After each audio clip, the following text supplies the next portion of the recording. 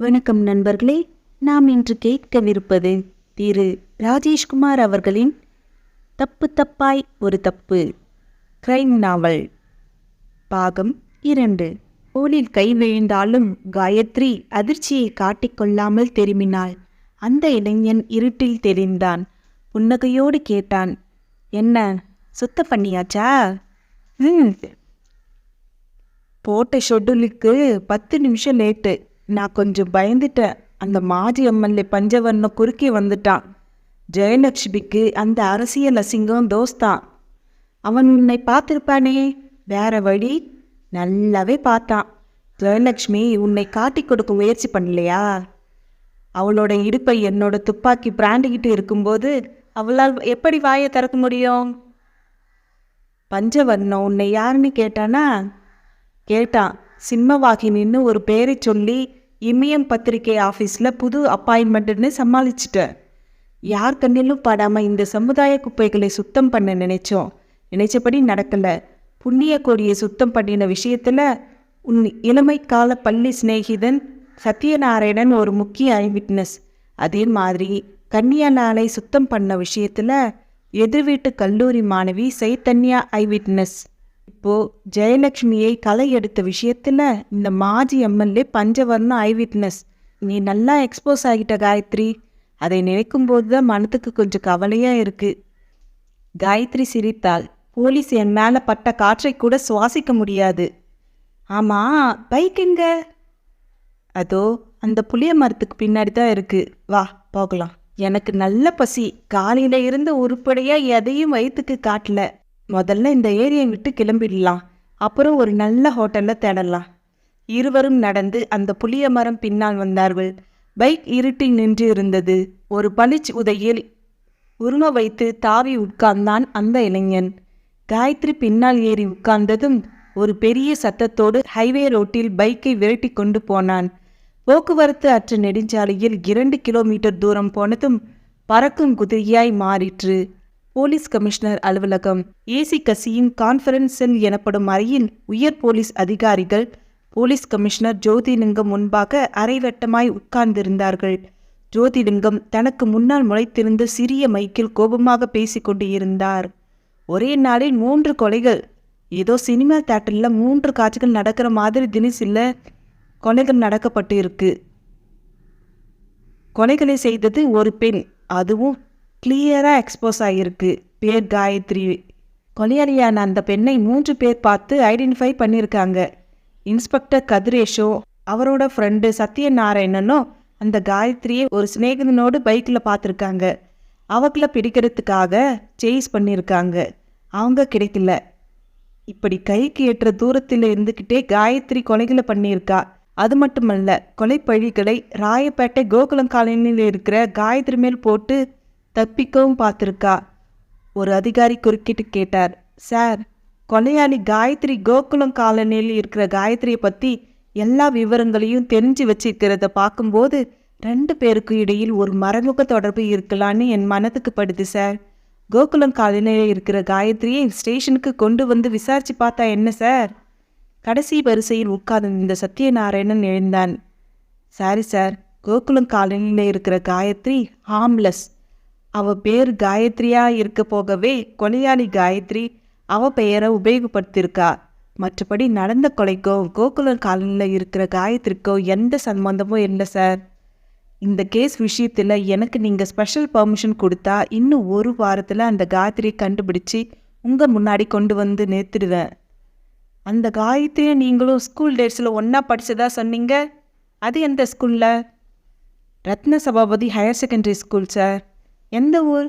கோயம்புத்தூர். கோயம்புத்தூரில் காயத்ரியோட வீடு அட்ரஸ் தெரியுமா? தெரியும்.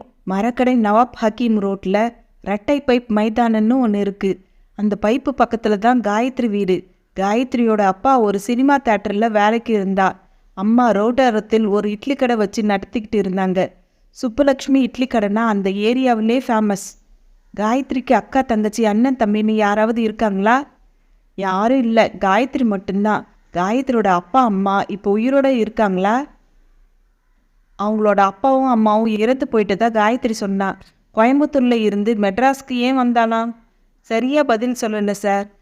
எந்த கேள்வியை கேட்டாலும் வெக்ஸாவே பேசினா. +2வின் நீ நல்ல மார்க் எடுத்தியே, ஏதாவது கம்ப்யூட்டர் கோர்ஸ் படித்து நல்ல வேலைக்கு போயிருக்கலான்னு கேட்டபோது விதி சிரிக்கிறப்போ நான் அழ வேண்டியிருக்குன்னு சொன்னா.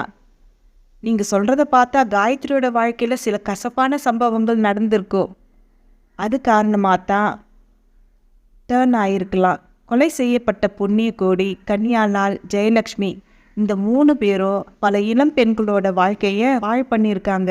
அப்படி பாதிக்கப்பட்ட பெண்களில் காயத்ரியும் ஒருத்தியாக இருக்கலாம். சார், காயத்ரியோட வாழ்க்கை பின்னணியில் ஏதோ ஒரு மறுப்பு இருக்க போய் தான் அவள் கைத்துப்பாக்கி எடுத்திருக்கா. அவளுக்கு பக்கத்துணையே ஒரு இளைஞன் இருக்கா. ஓகே மிஸ்டர் சத்யநாராயணன், இந்த காயத்ரி விவகாரத்தை உங்ககிட்ட ஒப்படைக்கிறேன். நீங்களும் சப் இன்ஸ்பெக்டர் கதிரேஷும் இன்றைக்கே கோயம்புத்தூர் புறப்படுங்க. காயத்ரி அப்பாவும் அம்மாவும் இப்போ உயிரோடு இல்லைனாலும் அவளோட ரிலேட்டிவ்ஸ் கண்டிப்பாக இருப்பாங்க. அவங்க கிட்ட காயத்ரி பற்றி விசாரிக்கலாம். Yes sir, we starts today self. Kovai. அந்த வைகரை வேளையில் கோவை பயண நேரத்தில் விரிந்து கொண்டிருக்க நீலகிரி எக்ஸ்பிரஸ் ரயில்வே ஸ்டேஷனின் முதல் பிளாட்பாரத்தில் பெரிய இரைச்சலோடு வந்து நின்றது. S7 கம்பார்ட்மெண்ட்டிலிருந்து கதிரேஷும் சத்யநாராயணனும் இறங்கினார்கள். கைகளில் அதிகம் கணக்காத சூட்கேஸுகள். கும்பலில் கலந்து எக்ஸிட் கேட்டை நோக்கி நடந்தார்கள். முகத்தில் ஐஸ் காற்று மோதி கன்னங்களுக்கு ஒத்தடம் குதிர்த்தது. இந்த கிளைமேட்டுக்காகவே கோயம்புத்தூரில் செட்டில் ஆயிடலான்னு தோணுது கதிரேஷ். காஸ்ட் ஆஃப் லிவிங் இங்கே பயங்கரம். மெட்ராஸில் ₹1 விற்கிற வாழைப்பழம் இங்கே ₹3. இந்தியாவிலேயே பேரம் பேசாமல் மார்க்கெட்டிங் பண்ணுறது கோவை வாசிகள் மட்டும்தான். சொன்ன விலைக்கு தலையாட்டி பணத்தை கொடுத்துருவாங்க. அங்கே பாரு, ₹6 காஃபியை அட்டை டம்பரில் வாங்கி குடிக்கிறதுக்கு ஒரு கியூ வரிசையில் நின்றுட்டுருக்கு. சத்யநாராயணன் சிரித்தான். இந்த அருமையான ஐஸ் கிளைமேட்டுக்காகவும் கல்கண்டை கரைச்ச மாதிரி இனிக்கிற சிறுவாணி தண்ணீருக்காகவும் காஸ்ட் ஆஃப் லிவிங்கை பொறுத்து கொள்ளலாம். டிக்கெட் கலெக்டரிடம் டிக்கெட்டை நீட்டிவிட்டு வெளியே வந்தார்கள். கோவையின் கிழக்கு திசை இப்போது கேரட் நிறம் வாங்கியிருந்தது. காத்திருந்த ஆட்டோ டிரைவர்கள் 2 பேரை மொய்த்து கொள்ள ஒரு ஆட்டோ டிரைவரிடம் பேரம் பேசினான் சத்யநாராயணன். நவாப் ஹக்கீம் ரோடு போகணும். போகலாம் சார். எவ்வளவு? 25 சார். 20. காலங்காத்தால முதல் போனி, ஏறி உட்காருங்க. உட்கார்ந்தார்கள். ஆட்டோ கிளம்பியது. வூட் ஷெட் ரோட்டில் நூல் பிடித்த மாதிரி பயணம். வெரைட்டி ஹால் ரோட்டில் 2 நிமிஷ பயணம். நவாப் ஹக்கீம் ரோடு வந்தது. இரட்டை பைப் மைதானத்தில் இறங்கினார்கள். ஆட்டோவை வெயிட்டிங்கில் போட்ட சத்யநாராயணன் கதிரேஷை ஆட்டோவிலேயே இருக்கச் சொல்லிவிட்டு மெல்ல நடந்தான்.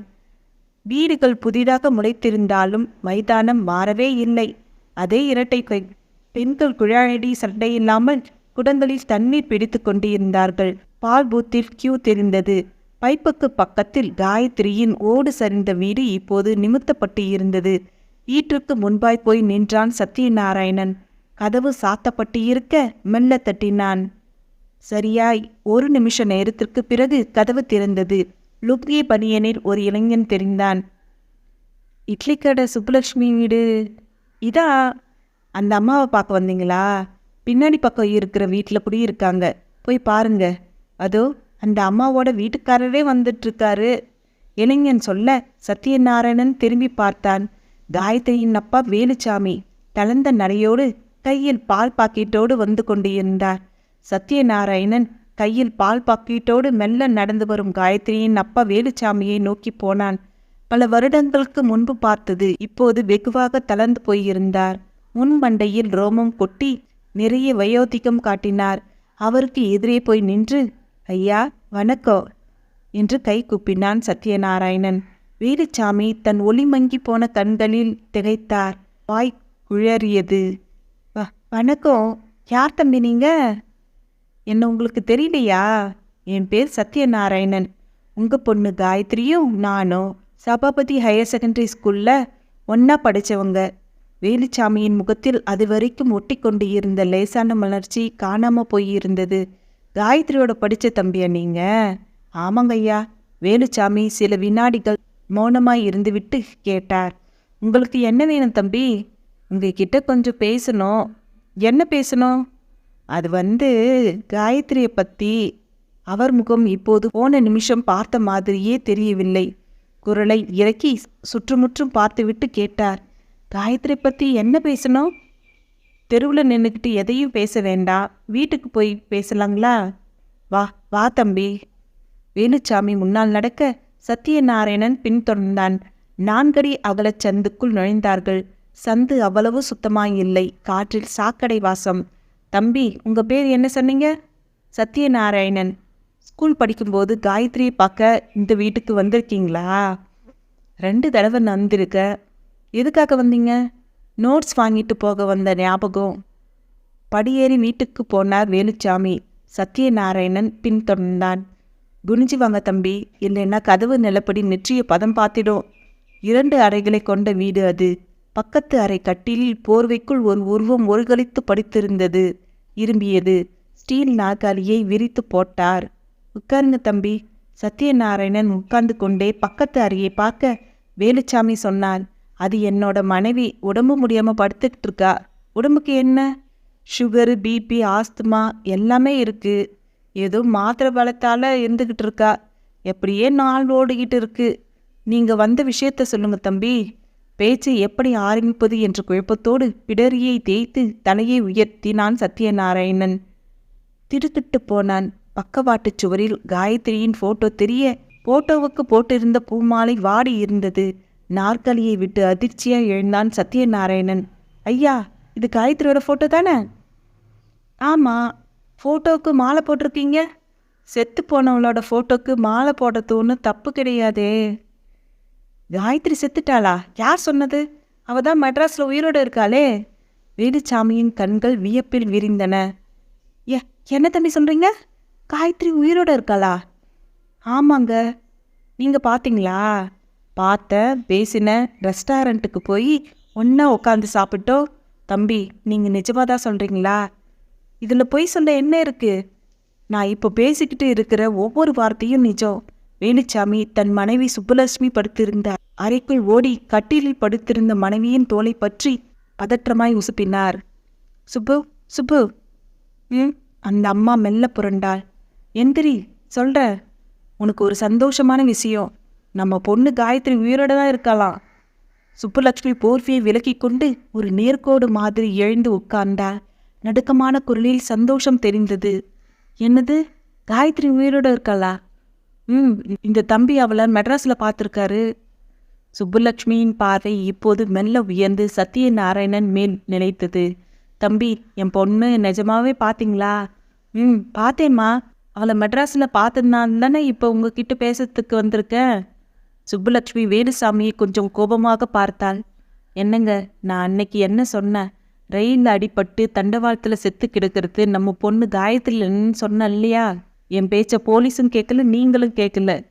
செத்தது காயத்ரின்னு போலீஸில் சொல்லி ஏதோ பேப்பர்ஸில் கையெழுத்து வாங்கிட்டு போயிட்டாங்க. இப்போ என்னாச்சு பார்த்தீங்களா? செத்த பொண்ணு நம்ம காயத்ரி மாதிரியே இருந்ததால் தான் நானும் தலையாட்ட வேண்டியதாக இருந்தது.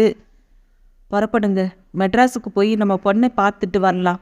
சுப்புலட்சுமி நோயின் தளர்ச்சியும் மீறி படபடத்தாள். சத்தியநாராயணன் சுப்புலட்சுமியை கையமர்த்தினான். கொஞ்சம் பொறுங்கம்மா. மெட்ராஸுக்கு போய் நம்ம காயத்ரியை பார்க்கறதுக்கு முந்தி உங்ககிட்ட கொஞ்சம் பேச வேண்டியிருக்கு. என்ன பேசணும்? காயத்ரி இறந்து போனதா நினச்சிக்கிட்டு அவள் படத்துக்கு மாலையை போட்டு வச்சிருக்கீங்க. இது எத்தனை மாதத்துக்கு முன்னாடி நடந்த சம்பவம்? வேலுச்சாமி குறுக்கிட்டு சொன்னார். கிட்டத்தட்ட 1 வருஷமாச்சு தம்பி. காயத்ரி ஒரு பையனை காதலிச்சான். அவன் பேரு நெல்சன். நாங்கள் அந்த காதலை ஒத்துக்க மாட்டான்னு நினச்சி 2 பேரும் ஊரை விட்டு ஓடி போயிட்டாங்க. நான் போலீஸில் கம்ப்ளைண்ட் பண்ணியிருந்தேன். அடுத்த வாரமே போலீஸ் என் வீட்டுக்கு வந்தாங்க. திருப்பூர் பக்கத்தில் ரயில்வே ட்ராக்ல ஒரு பொண்ணோட உடல் சிதைந்த நிலையில் கிடப்பதாகவும் அது காயத்ரி தான்னு அடையாளம் காட்டும்படியாகவும் சொன்னாங்க. நாங்களும் போனோம். முகம் சிதைந்து போனாலும் உடம்பை பார்க்கும்போது அது காயத்ரின்னு ஒத்துக்கிட்டேன். ஆனால் என் மனைவி சுப்பு ஒத்துக்கல. அது வேற யாரோ, காயத்ரி கிடையாதுன்னு அழுது புலம்புனா. போலீஸ் சுப்புலட்சுமியின் ஸ்டேட்மெண்ட்டை பொருட்படுத்தாமல் அது காயத்ரின்னு முடிவு பண்ணி ஃபைலை க்ளோஸ் பண்ணிட்டாங்க. அதே நேரத்தில் காயத்ரியோட மரணத்துக்கு நெல்சன் காரணமாக இருக்கலாம் என்ற கோலத்தில் போலீஸ் அவனை தேடிக்கிட்டு இருந்தாங்க. நெல்சன் கிடைக்கவே இல்லையா? இல்லை. நெல்சன் இதே ஊரா? ஆமாம். அட்ரஸ்? நெல்சனுக்கு ஃபேமிலி கிடையாது. பக்கத்து வீதியில் ஒரு லாட்ஜ் இருக்குது, அந்த லாட்ஜில் தான் ரூம் எடுத்து தங்கி இருந்தான். ஏதோ ஒரு மருந்து கம்பெனியில் ரெப்ரசன்டேட்டிவ் வேலை. லாட்ஜுக்கு எதிரில் ரேஷன் கடை இருந்ததால அங்கே அடிக்கடி போன காயத்ரி அவன் பார்வையில் பட, பாழா போன காதல். அவள் ஊரை விட்டு ஓடும் வரை எங்களுக்கு தெரியாது. காயத்ரி எழுதி வச்சுட்டு போன லெட்டரை பார்த்த பின்னாடி தான் எங்களுக்கே புரிஞ்சுது. அதுக்கப்புறம் நெல்சனை பற்றி விசாரித்த போது ஆள் சரியில்லை என்ற தகவல் கிடைக்கவே போலீஸில் கம்ப்ளைண்ட் கொடுத்தோம். போலீஸ் ரயில்வே ட்ராக்கில் இறந்து கிடந்த ஒரு பொண்ணை காட்டி கேஸை அவசரமாக க்ளோஸ் பண்ணி ஃபைலை பரனுக்கு கொண்டு போயிட்டாங்க. நெல்சன் இன்னும் போலீஸ் கைக்கு கிடைக்கலையா? கிடைக்கல. அதை பற்றி போலீஸ் ஸ்டேஷனில் விசாரிக்க போனதுப்போ இன்ஸ்பெக்டர் சரியாக எந்த பதிலும் சொல்லலை. சத்யநாராயணன் சில வினாடிகள் மௌனமாய் இருந்துவிட்டு வேலுச்சாமியை ஏறிட்டான். ஐயா, காயத்ரி பற்றி நீங்கள் சொல்கிறதுக்கும் காயத்ரி உங்களை பற்றி என்கிட்ட சொன்னதுக்கும் நிறைய வித்தியாசம் இருக்குது. என்ன வித்தியாசம்? காயத்ரி 2 நாளைக்கு முன்னால் மெட்ராஸ் மயிலாப்பூர் டேங்க் ரோட்டில் எதேச்சியாக சந்தித்தேன். உங்களை பற்றி கேட்டப்போ நீங்கள் 2 பேருமே உயிரோடு இல்லைன்னு சொன்னா. வேலுச்சாமியும் சுப்புலட்சுமியும் திடுக்கிட்டு போய் ஒருத்தரை ஒருத்தர் பார்த்து கொண்டார்கள். காயத்ரி எப்படியா சொன்னா? ஆமாம். உங்கள் மேலே அவளுக்கு ஏதாவது கோபம் இருக்கா? தோள்களை குலுக்கிய வேலுச்சாமி சத்யநாராயணனின் கைகளை பிடித்து கொண்டார். தம்பி, போனதெல்லாம் போகட்டும். நடந்ததையெல்லாம் கெட்ட கனவுன்னு நினைச்சு நாங்களும் மறந்துடுறோம். இப்போ காயத்ரி உயிரோட இருக்கிறது நினைச்சே பார்க்க முடியாத ஒரு சந்தோஷமான விஷயம். நாங்கள் எங்கள் பொண்ணை உடனடியாக பார்க்கணும் போல இருக்கு.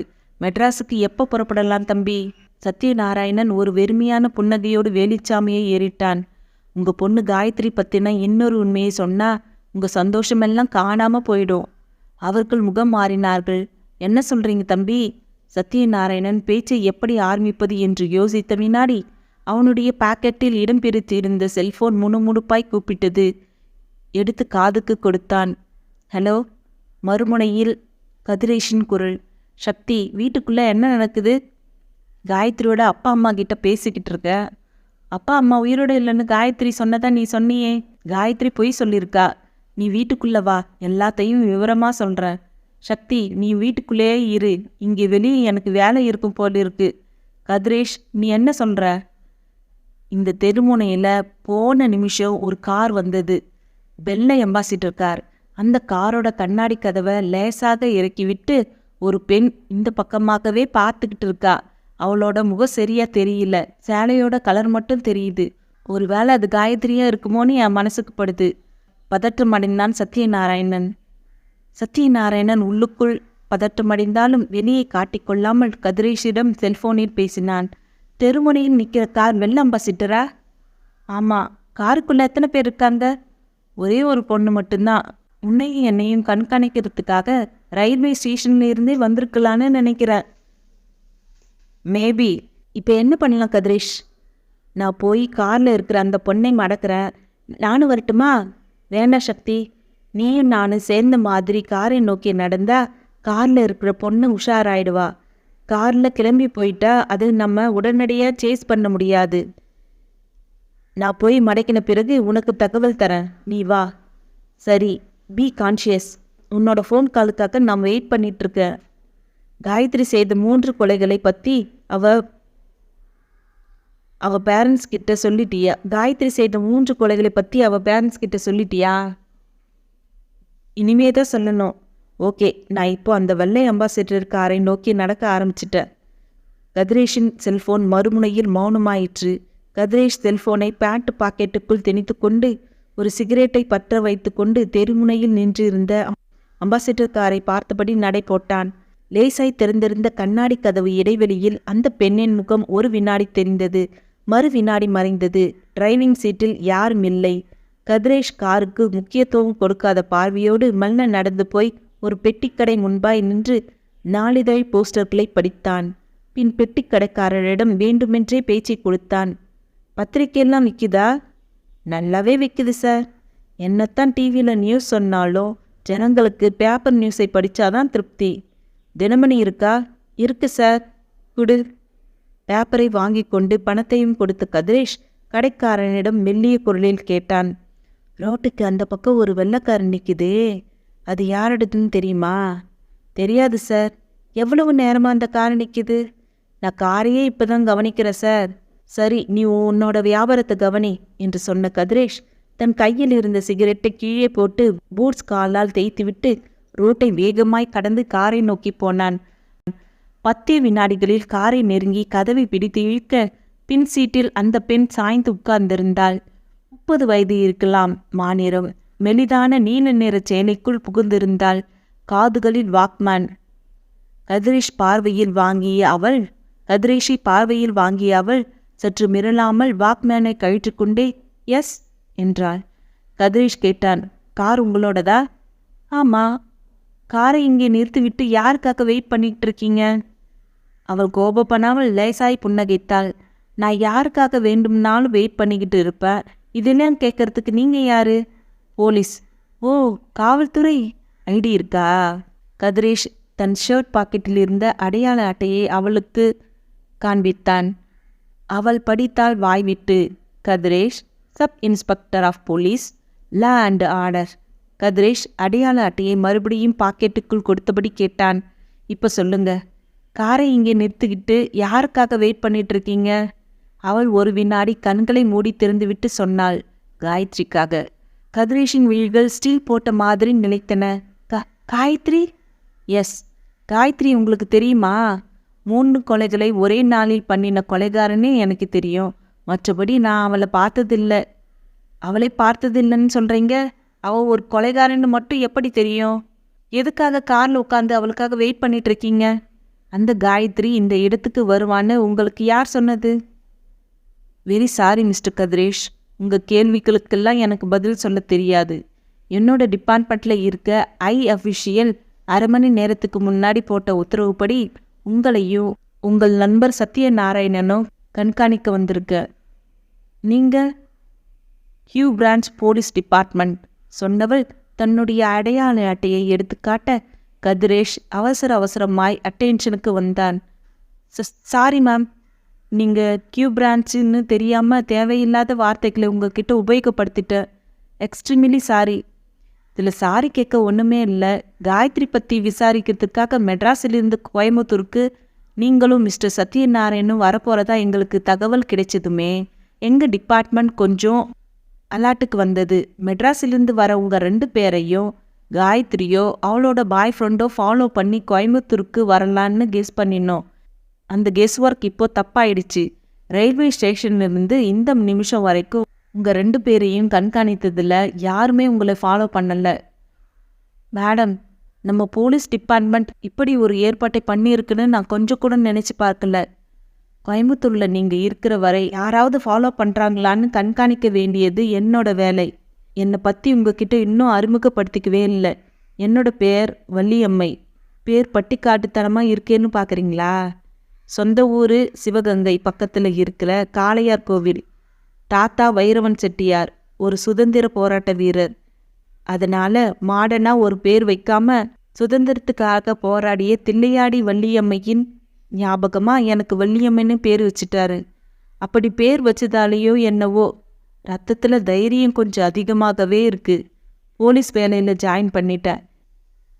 காக்கி யூனிஃபார்மை போட்டுக்கும் போதும் சரி, தப்பு பண்ணவங்கள கோர்ட்டில் நிறுத்தி தண்டனை வாங்கி கொடுக்கும்போதும் சரி, மனசு ரொம்பவும் சந்தோஷமாக இருக்குது. ஆனால் காயத்ரி விவகாரத்தை பார்க்கும்போது எனக்கு அவள் மேல் ஏனோ கோபம் வரல. சரியான காரணம் இல்லாமல் ஒரு பெண் 3 பேரை துப்பாக்கி குண்டுகளால் துளைச்சி இருப்பாளா? ஏதோ வலுவான காரணம் இருக்கும். அதுக்காக சட்டத்தை அவளே கையில் எடுத்து தண்டனை தருத்து நியாயமில்லை மேடம். பார்த்துக்கலாம். அந்த காயத்ரி போலீஸ் பிடியில் மாட்டின பிறகுதான் எல்லா உண்மையும் வெளியே வரும். கதிரேஷின் செல்போன் கூப்பிட்டது. எடுத்தான். மறுமுனையில் சத்யநாராயணன் படபடப்பாய் கேட்டான், கார் மோகினியை மடக்கிட்டியா? மடக்க போய் சல்யூட் வைக்க வேண்டியதாயிடுச்சு. என்னடா சொல்கிற? நீ உடனே புறப்பட்டு வா. காயத்ரியோட பேரண்ட்ஸ் கிட்ட என்கொயரி முடிஞ்சதா? முடிஞ்சிச்சு. காயத்ரி 3 கொலைகள் பண்ணிக்கிட்டு தலைமறைவாயிட்டான்ற விஷயத்தை சொன்னதும் 2 பேரும் இடிஞ்சு போயிட்டாங்க. அந்த அம்மாவுக்கு மயக்கமே வந்துடுச்சு. அந்த வீட்டில் காயத்ரியோட ஃபோட்டோ இருக்கா? இருக்கு. ஆனால் ரொம்ப பழைய ஃபோட்டோ. 7-8 வருஷத்துக்கு முன்னாடி எடுத்த ஃபோட்டோ. ஃபோட்டோவில் இருக்கிற காயத்ரிக்கும் இப்போ இருக்கிற காயத்ரிக்கும் நிறைய வித்தியாசம். பரவாயில்ல, அந்த பழைய ஃபோட்டோவை கொண்டு வா. சரி.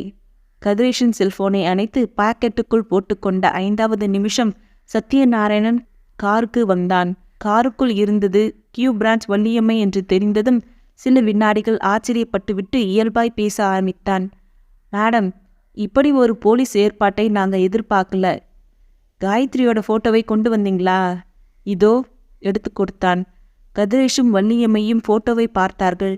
பாவாடை தாவணியில் ஈர்க்கும் உடலோடு என்ற முகத்தோடும் ஃபோட்டோவுக்கு போஸ் கொடுத்திருந்தாள் காயத்ரி. வேற ஃபோட்டோ இல்லையா? பள்ளிக்கூடத்தில் எடுத்த குரூப் ஃபோட்டோ ஒன்று கிடைச்சது. சத்யநாராயணன் சொல்லிக்கொண்டே ஷர்ட் பாக்கெட்டில் இருந்த அந்த பழைய ஃபோட்டோவை எடுத்து கொடுத்தான். வள்ளியம்மை வாங்கி பார்த்தாள். 40 மாணவிக்கு நடுவில் காயத்ரி தெரிந்தாள். Sathyanarayanan: yes madam. School days காயத்ரிக்கு வெரி க்ளோஸ் ஃப்ரெண்டு யாரு? பானுமதின்னு ஒரு பொண்ணு, அப்புறம் லதா. அந்த பெண்களோட வீடு தெரியுமா? தெரியாது மேடம். அந்த பெண்களுக்கெல்லாம் கல்யாணமாகி வேற ஏதாவது ஊர்களில் செட்டில் ஆகியிருக்கலாம். இருந்தாலும் விசாரிச்சு பார்க்கறது என்கொயரிக்கு உதவும். பள்ளிக்கூட ரெக்கார்ட்ஸில் அட்ரஸ் கிடைக்கலாம். முயற்சி பண்ணி பார்த்துவிட்டு காலையில் 10 மணிக்கு சுமார் கியூ பிரான்ச்சுக்கு வாங்க. ஹை அஃபிஷியல் கிட்ட உட்காந்து பேசலாம். Yes madam. நான் கிளம்பட்டுமா? இது off the records duty. Regular duty 8 மணிக்கு. சரியாக 8 மணிக்கு ஸ்பாட்டில் இல்லைன்னா மெமோ கொடுத்துருவாங்க. கியூ பிரான்ச் ஆஃபீஸ் எங்கே இருக்குது தெரியுங்களா கதிரேஷ்? தெரியும் மேடம். ரெட் பில்டிங் தானே? கரெக்ட். சரியாக 10 மணிக்கெல்லாம் வந்துருங்க. இருவரும் தலையாட்ட அம்பாசிடர் கார் புறப்பட்டது. வேகத்தை கொஞ்சம் கொஞ்சமாய் அதிகரித்து மெயின் ரோட்டுக்கு வந்து பைபாஸ் ரோட்டில் திரும்பியது. வள்ளியம்மை இடது கையை நீட்டி காரின் ஷேட் போர்டை திறந்து அந்த செல்போனை எடுத்தாள். ஆள்காட்டி விரலால் டயல் எண்களை தட்டிவிட்டு காதுக்கு கொடுத்தாள். மறுமையில் ரிங் போய் ரிசீவர் எடுக்கப்பட்டது. ஒரு பெண் குரல். ஹலோ காயத்ரி, நான் வள்ளியம்மை.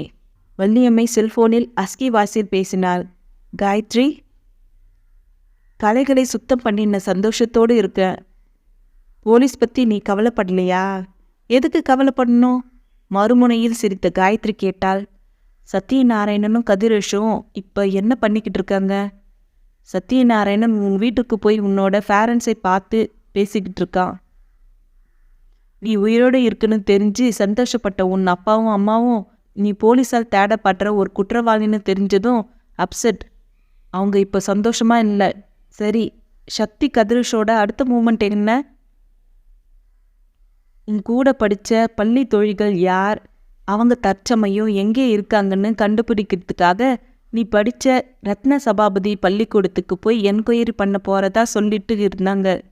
அன்னைக்கு சத்யநாராயணன் கண்ணில் நான் பட்டிருக்கக்கூடாது. அவன் கண்ணில் பட போய் தான் இவ்வளவு பிரச்சனையும். கவலைப்படாத காயத்ரி, போலீஸால் உன்னை நெருங்க முடியாது. அப்படி நெருங்குற மாதிரியான சூழ்நிலை உருவானா நானே உடனே உனக்கு தகவல் கொடுத்துடுவேன். நான் போலீஸ் யூனிஃபார்மை மாட்டிக்கிட்டு அரசாங்கத்துக்காக வேலை பார்த்தாலும் உன்னோட விஷயத்தில் மட்டும் அரசாங்கத்துக்கு எதிர்மறையாக இருப்பேன். நீதியையும் நேர்மையும் உயிர் பிழைக்க வைக்கிறதுக்காக சில சமயம் பிளாக் மார்க்கெட்டில் வேலை பார்க்க வேண்டியிருக்கு. போலீஸ் என்னை பிடிக்கிறதுக்காக கொஞ்சம் சுறுசுறுப்பாக செயல்பட்டுருக்கிறதால என்னோட கலையெடுப்பு வேலைக்கு ஒரு சின்ன இடைவெளி கொடுக்கலான்னு நினைக்கிறேன். நீங்கள் என்ன நினைக்கிறீங்க? எனக்கும் அதுதான் சரின்னு படுது. வெளியே எங்கேயும் 2 மாதத்துக்கு வராத. போலீஸ் தேடல் ஓயட்டும். என்னோட ஃபோட்டோவை பத்திரிகைகளில் போட்டுட்டா கொஞ்சம் பிரச்சனை ஆயிடுமே.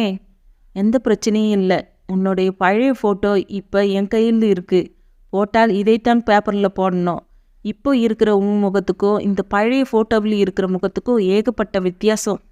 ஃபோட்டோவை பார்த்துட்டு அது நீதான்னு யாராலையும் சொல்ல முடியாது. தைரியமாக இரு. சத்யநாராயணன் கதிரேஷும் கோயம்புத்தூரில் எத்தனை நாள் கேம்ப்பு? தெரியல. ரத்ன சபாபதி ஸ்கூலுக்கு போய் உன்னோட தோழிகள் பற்றின விவரங்களை என்கொயரி பண்ணிவிட்டு 10 மணிக்கு ரெட் ஃபீல்ட்ஸில் இருக்கிற என்னோட ஆஃபீஸுக்கு வரதா சொல்லிட்டு போயிருக்காங்க. பை த பை காயத்ரி, உன்னோட ஸ்கூல் டேட்ஸில் உனக்கு நெருங்கின தோழி யார்? 2 பேர். ஒருத்தி பேர் பானு, இன்னொருத்தி பேர் லதா. அவங்க இப்போ எங்கன்னு தெரியுமா உனக்கு? தெரியாது. ஸ்கூலை விட்டு வந்த பின்னாடி அவங்கள நீ பார்க்கவே இல்லையா? இல்லை. வேற எந்த ஃப்ரெண்டாவது? யாரையும் பார்க்கல. நான் ஸ்கூலை விட்டு வந்த பின்னாடி பார்த்த முதல் நம்பர் அந்த சத்யநாராயணன் தான். Okay, all is well. நீ எதை பற்றியும் கவலைப்படாமல் சந்தோஷமாக இரு. நான் இங்கே இருக்கிற நிலைமையை பார்த்துட்டு மத்தியானத்துக்கு மேலே உனக்கு ஃபோன் பண்ணுறேன். 2 மணிக்கு மேலே ஃபோன் ஆனில் இருக்கட்டும். உனக்கு பக்கத்தில் வேற யாராவது இருந்தா ராங் நம்பர்னு சொல்லி லைனை உடனே கட் பண்ணிடு. மறுமுனையில் சரி என்றாள் காயத்ரி. சத்யநாராயணனும் கதிரேசும் கோவியின் ஆர்எஸ் புர மைதானத்தில் இருந்த ரத்ன சபாபதி ஹையர் செகண்டரி ஸ்கூலுக்கு போய் சேர்ந்தபோது காலை 9:30 மணி. ப்ரேயர் முடிந்து மாணவ மாணவிகள் வகுப்புக்கு போய்கொண்டு இருக்க இருவரும் அட்மிசஸ் அறையை நோக்கி நடந்தார்கள். பழைய கட்டிடம், சுவர்கள் சுண்ணாம்பை சந்தித்து 2 மாமாங்கம் ஆகியிருக்கும் போல இருந்தது. சில வகுப்பறையில் ஜன்னல்களுக்கு கதவே இல்லாமல் துருவேறிய கம்பிகள் மட்டுமே தெரிந்தன. ஹெட்மிஸ்ட்ரஸ் அறைக்கு முன்பாக நின்றிருந்த பியூன் 2 பேரையும் தயக்கமாக தடுத்தார். யாரை சார் பார்க்கணும்? ஹெட்மிஸ்ட்ரஸ். நீங்கள்? போலீஸ். பியூன் லேசாய் மிரண்டு உள்ளே போய் ஹெட்மிஸ்ட்ரஸ்க்கு தகவல் கொடுத்து திரும்பி வந்தார். இப்போது குரலிலும் நடையிலும் பவ்யம். அம்மா வர சொன்னாங்க, உள்ளே போங்க சார். இருவரும் உள்ளே போனார்கள். Good morning madam. Headmistress Pushparatnam retire ஆகும் பக்குவத்தில் இருந்தார்.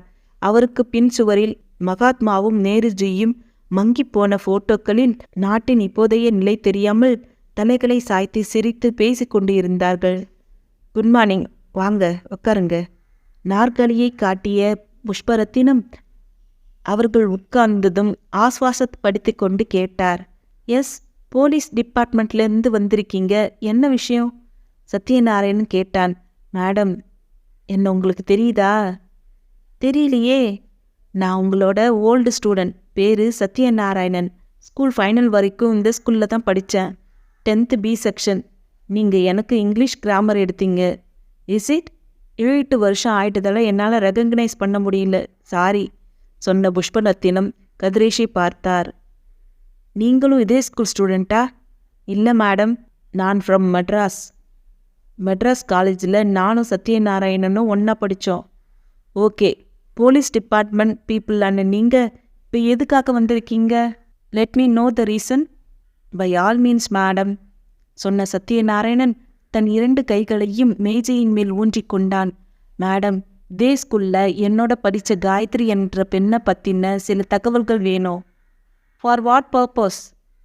சத்யநாராயணன் குரலை தாழ்த்தி கொண்டு ஒரு 2 நிமிஷ நேரத்துக்கு பின் காயத்ரியை பற்றி சொல்லி முடிக்க ஹெட்மிஸ்ட்ரஸ் நெற்றியின் இப்போது வியர்வை. அணிந்திருந்த மூக்கு கண்ணாடி கைக்கு வந்தது. அந்த பெண் ஒரே நாளில் 3 கொலை பண்ணியிருக்காளா? Yes madam. Are you sure? No doubt madam. கொலை செய்யும்போது காயத்ரி நேரில் பார்த்த சாட்சிகள் இருக்காங்க. எதுக்காக அந்த கொலைகள்? சரியான மோட்டிவ் என்னன்னு தெரியல மேடம். மேலோட்டமாக விசாரித்து பார்த்ததில்ல கொலை செய்யப்பட்ட 3 பேருமே பெண்களுக்கு எதிரான சில வேண்டாத காரியங்களை பண்ணியிருக்காங்க. 3 கொலையும் நடந்தது மெட்ராஸில் தானே? ஆமாம் மேடம். காயத்ரி திட்டம் போட்டு இந்த கொலையை பண்ணிட்டு தலைமறைவாயிட்டா. மெட்ராஸ் சிட்டி ஒரு வர்ஸ்ட் ஏரியா. போலீஸின் சர்ச் ஸ்குவாட் எவ்வளவு முயற்சி செய்தோம், அவள் இருக்கிற இடத்த ட்ரேஸ் பண்ண முடியல. ஹெட்மிஸ்ட்ரஸ் புஷ்பரத்தினம் தன் கையில் இருந்த கண்ணாடியை மறுபடியும் முகத்துக்கு கொடுத்து கொண்டே நிமிர்ந்து உட்கார்ந்தார். Then what can I do for you? Madam, Gayathri இந்த ஸ்கூலில் படித்தவ. அவளுடைய க்ளோஸ் ஃப்ரெண்ட்ஸ் லதா, பானுன்னு 2 பேர். அவங்க அட்ரஸ் எங்களுக்கு வேணும். லதாவோ பானுவோ காயத்ரி சமீப காலமாக ஏதாவது ஒரு சந்தர்ப்பத்தில் பார்த்துருக்கலாம். அட்ரஸையும் ஃபோன் நம்பரையும் ஒருத்தருக்கொருத்தர் பரிமாறிக்கொண்டு இருக்கலாம். சத்யநாராயணன் சொல்லி கொண்டு இருக்கும்போதே புஷ்பரத்தினம் குறுக்கிட்டார். காயத்ரியோட ஃப்ரெண்ட்ஸ் பேர் என்னன்னு சொன்னீங்க? லதா, பானு. நீங்கள் சொன்ன அந்த 2 பேரும் போன வாரம் வந்தாங்க. எதுக்கு மேடம்? லதாவுக்கு அடுத்த மாதம் கல்யாணம். கல்யாணத்துக்கு நான் கண்டிப்பாக வரணுன்னு சொல்லி பத்திரிகையை கொடுத்துட்டு போனா. இதோ அந்த பத்திரிகை. புஷ்பரத்னம் சொல்லிக்கொண்டே பேப்பர் வெயிட்டுக்கு கீழே இருந்த அந்த திருமண அழைப்புதழை எடுத்து சத்யநாராயணனிடம் நீட்டினான். இந்த பத்திரிகையில் லதாவோட வீட்டு அட்ரஸ் இருக்கும். நீங்கள் அந்த பெண்ணோட வீட்டுக்கே போய் விசாரிக்கலாம். பானுவோட அட்ரஸ் லதா கிட்ட கேட்டு தெரிஞ்சுக்கலாம். Thank you madam. லதா பானுவோட அட்ரஸ்களே தெரிஞ்சுக்கிறது ரொம்ப கஷ்டப்பட வேண்டி இருக்குமோன்னு நினைச்சோம். லதாவோட கல்யாண பத்திரிகையை எடுத்து கொடுத்து அந்த வேலையை ஈஸியாக்கிட்டீங்க. சத்யநாராயணனும் கதிரேசும் எழுத்தார்கள். புஷ்பரத்தினம் தன் ஆள்காட்டி விரலை உயர்த்தி ஒரு சின்ன ரெக்வஸ்ட் என்றாள். என்ன மேடம்? காயத்ரியை பற்றிய செய்திகள் பத்திரிகைக்கு கொடுக்கும்போது இந்த பள்ளிக்கூடத்து பெயரை உபயோகப்படுத்த வேண்டாம். இந்த பள்ளி ஒழுக்கத்துக்கும் கண்ணியத்துக்கும் பெயர் பெற்ற பள்ளி. அந்த பெயருக்கு எந்த களங்கமும் வந்துவிடக்கூடாது. வராது மேடம். நாங்கள் இப்போ மேற்கொண்டு இருப்பது ஒரு ரகசிய விசாரணை. இந்த விசாரணையில் நாங்கள் திருட்டும் தகவல்கள் எங்கள் மேஜையின் எல்லைக்குள்ளே தான் இருக்கோம். லதா பானுவின் பெயர் கூட வெளிவராது. இந்த வார்த்தையை நீங்கள் கீப்பப் பண்ணினால் போதும். லதாவின் வீடு மருதுமலை போகும் ரோட்டில் மகாராஜா அவென்யூவில் மரங்கள் அடர்ந்த ஒரு தெருவில் ஒரு குட்டி பங்களா தோற்றத்தோடு உட்கார்ந்திருந்தது. கல்யாணத்தை ஒட்டி வீடு புது பெயிண்டிலும் புது டிஸ்டம்பரிலும் குளித்து காற்றில் அந்த நெடியை பரப்பி இருந்தது. வீட்டில் லதாவும் ஒரு வேலைக்கார கிழவியும் மட்டும் இருந்தார்கள்.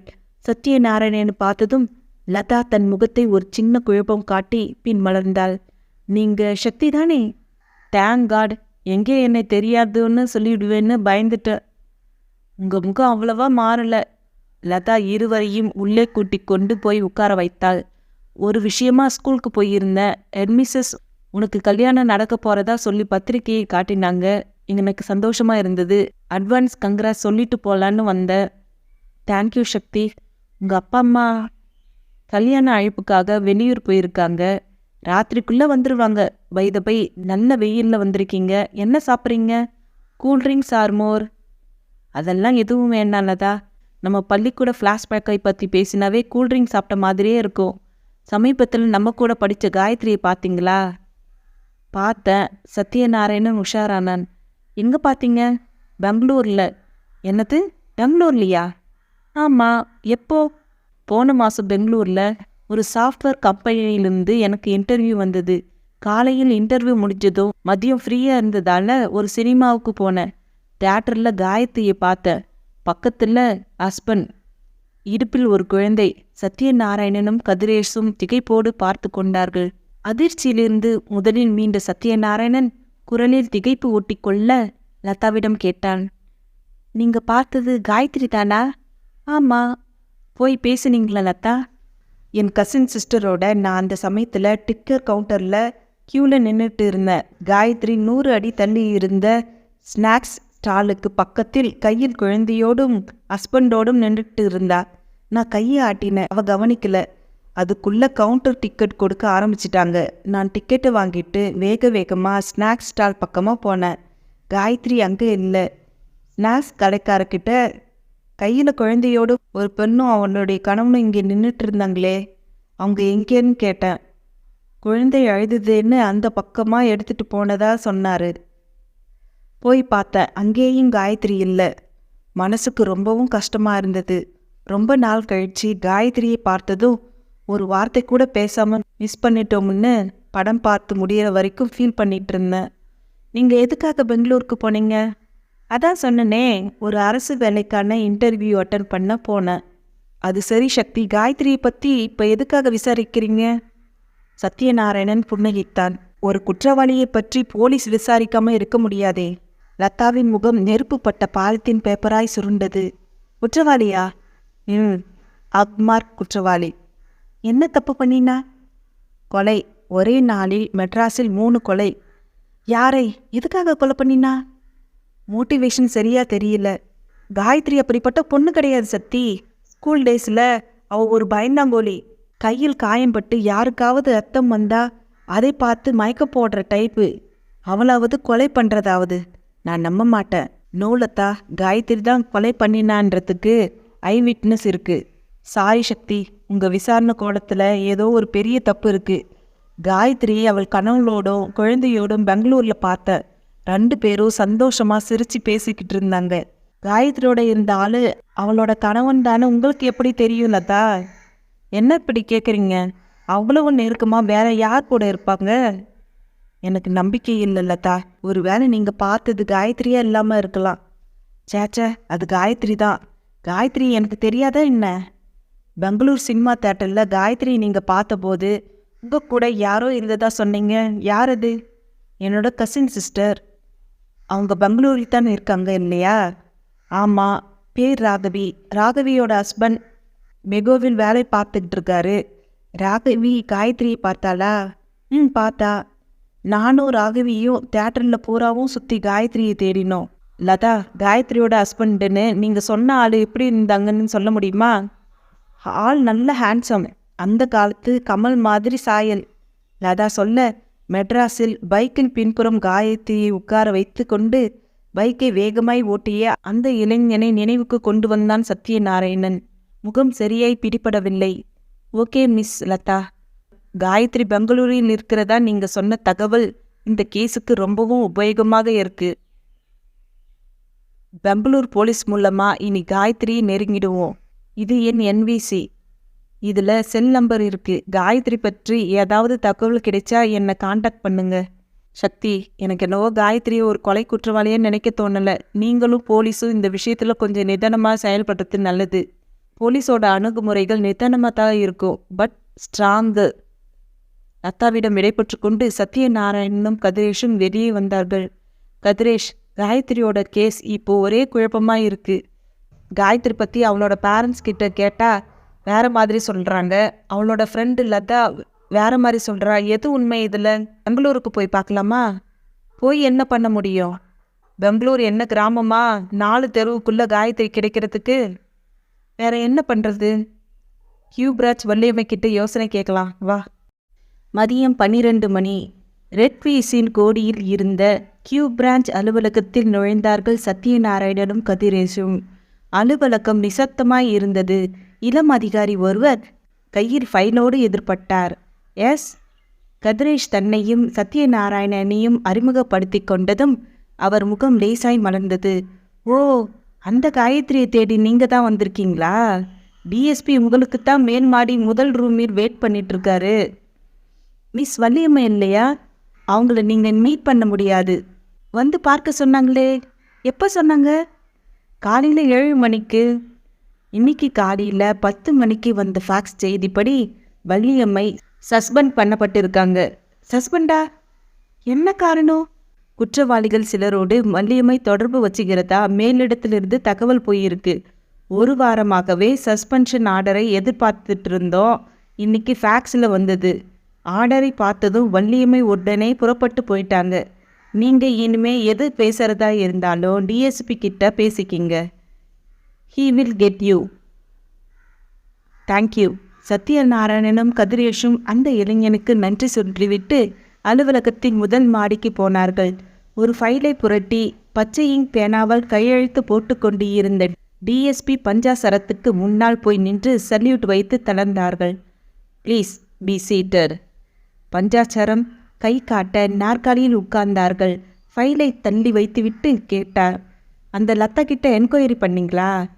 பண்ணினோம் sir. Any useful clue? Yes sir. காயத்ரியை பெங்களூரில் பார்த்ததாக லதா ஸ்டேட்மெண்ட் கொடுத்துருக்காங்க. அவளுக்கு கணவன் குழந்தையும் இருப்பதாக சொல்லியிருக்கிறாங்க. இது என்ன பேத்தல்?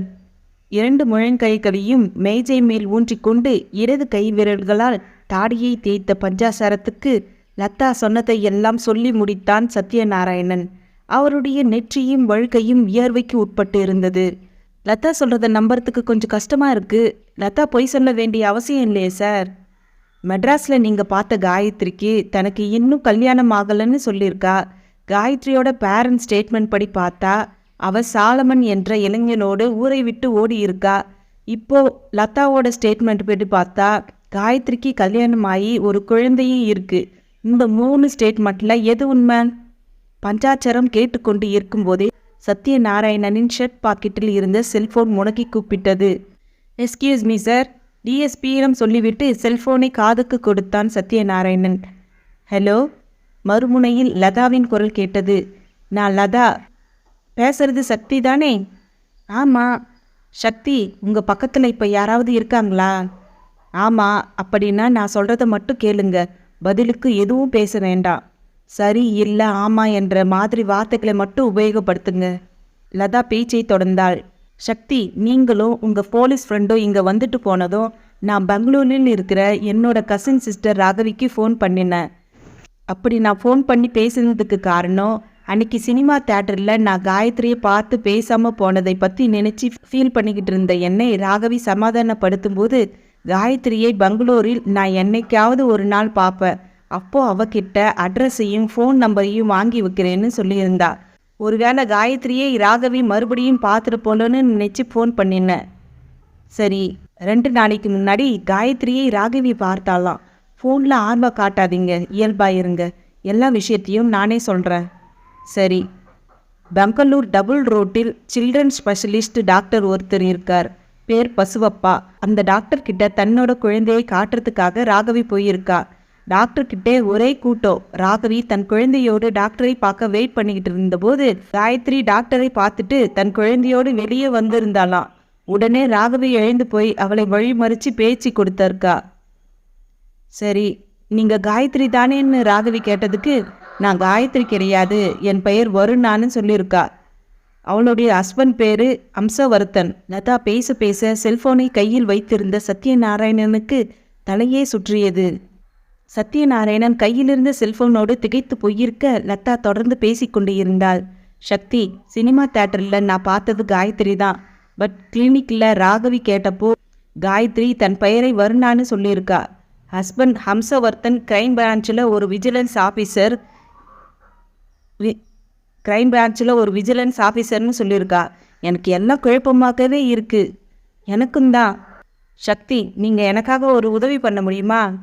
சொல்லுங்க. போலீஸ்கிட்ட நான் சொன்னதையெல்லாம் நீங்கள் சொல்லக்கூடாது. உங்கள் மனசுக்குள்ளேயே எல்லா விஷயங்களும் இருக்கட்டும். 2 நாள் கழிச்சு நீங்கள் மட்டும் தனியாக பெங்களூர் போங்க. என்னோட கசின் சிஸ்டர் ராகவியை மீட் பண்ணுங்க. அந்த வருணாவை பார்க்க அவ ஹெல்ப் பண்ணுவா. சத்யநாராயணன் மௌனம் காத்தான். என்ன பேச்சையே காணோம்? சரி, ராகவியோட அட்ரஸை சொல்கிறேன், மனசுக்குள்ளே நோட் பண்ணிக்கிங்க. சொல்லுங்க.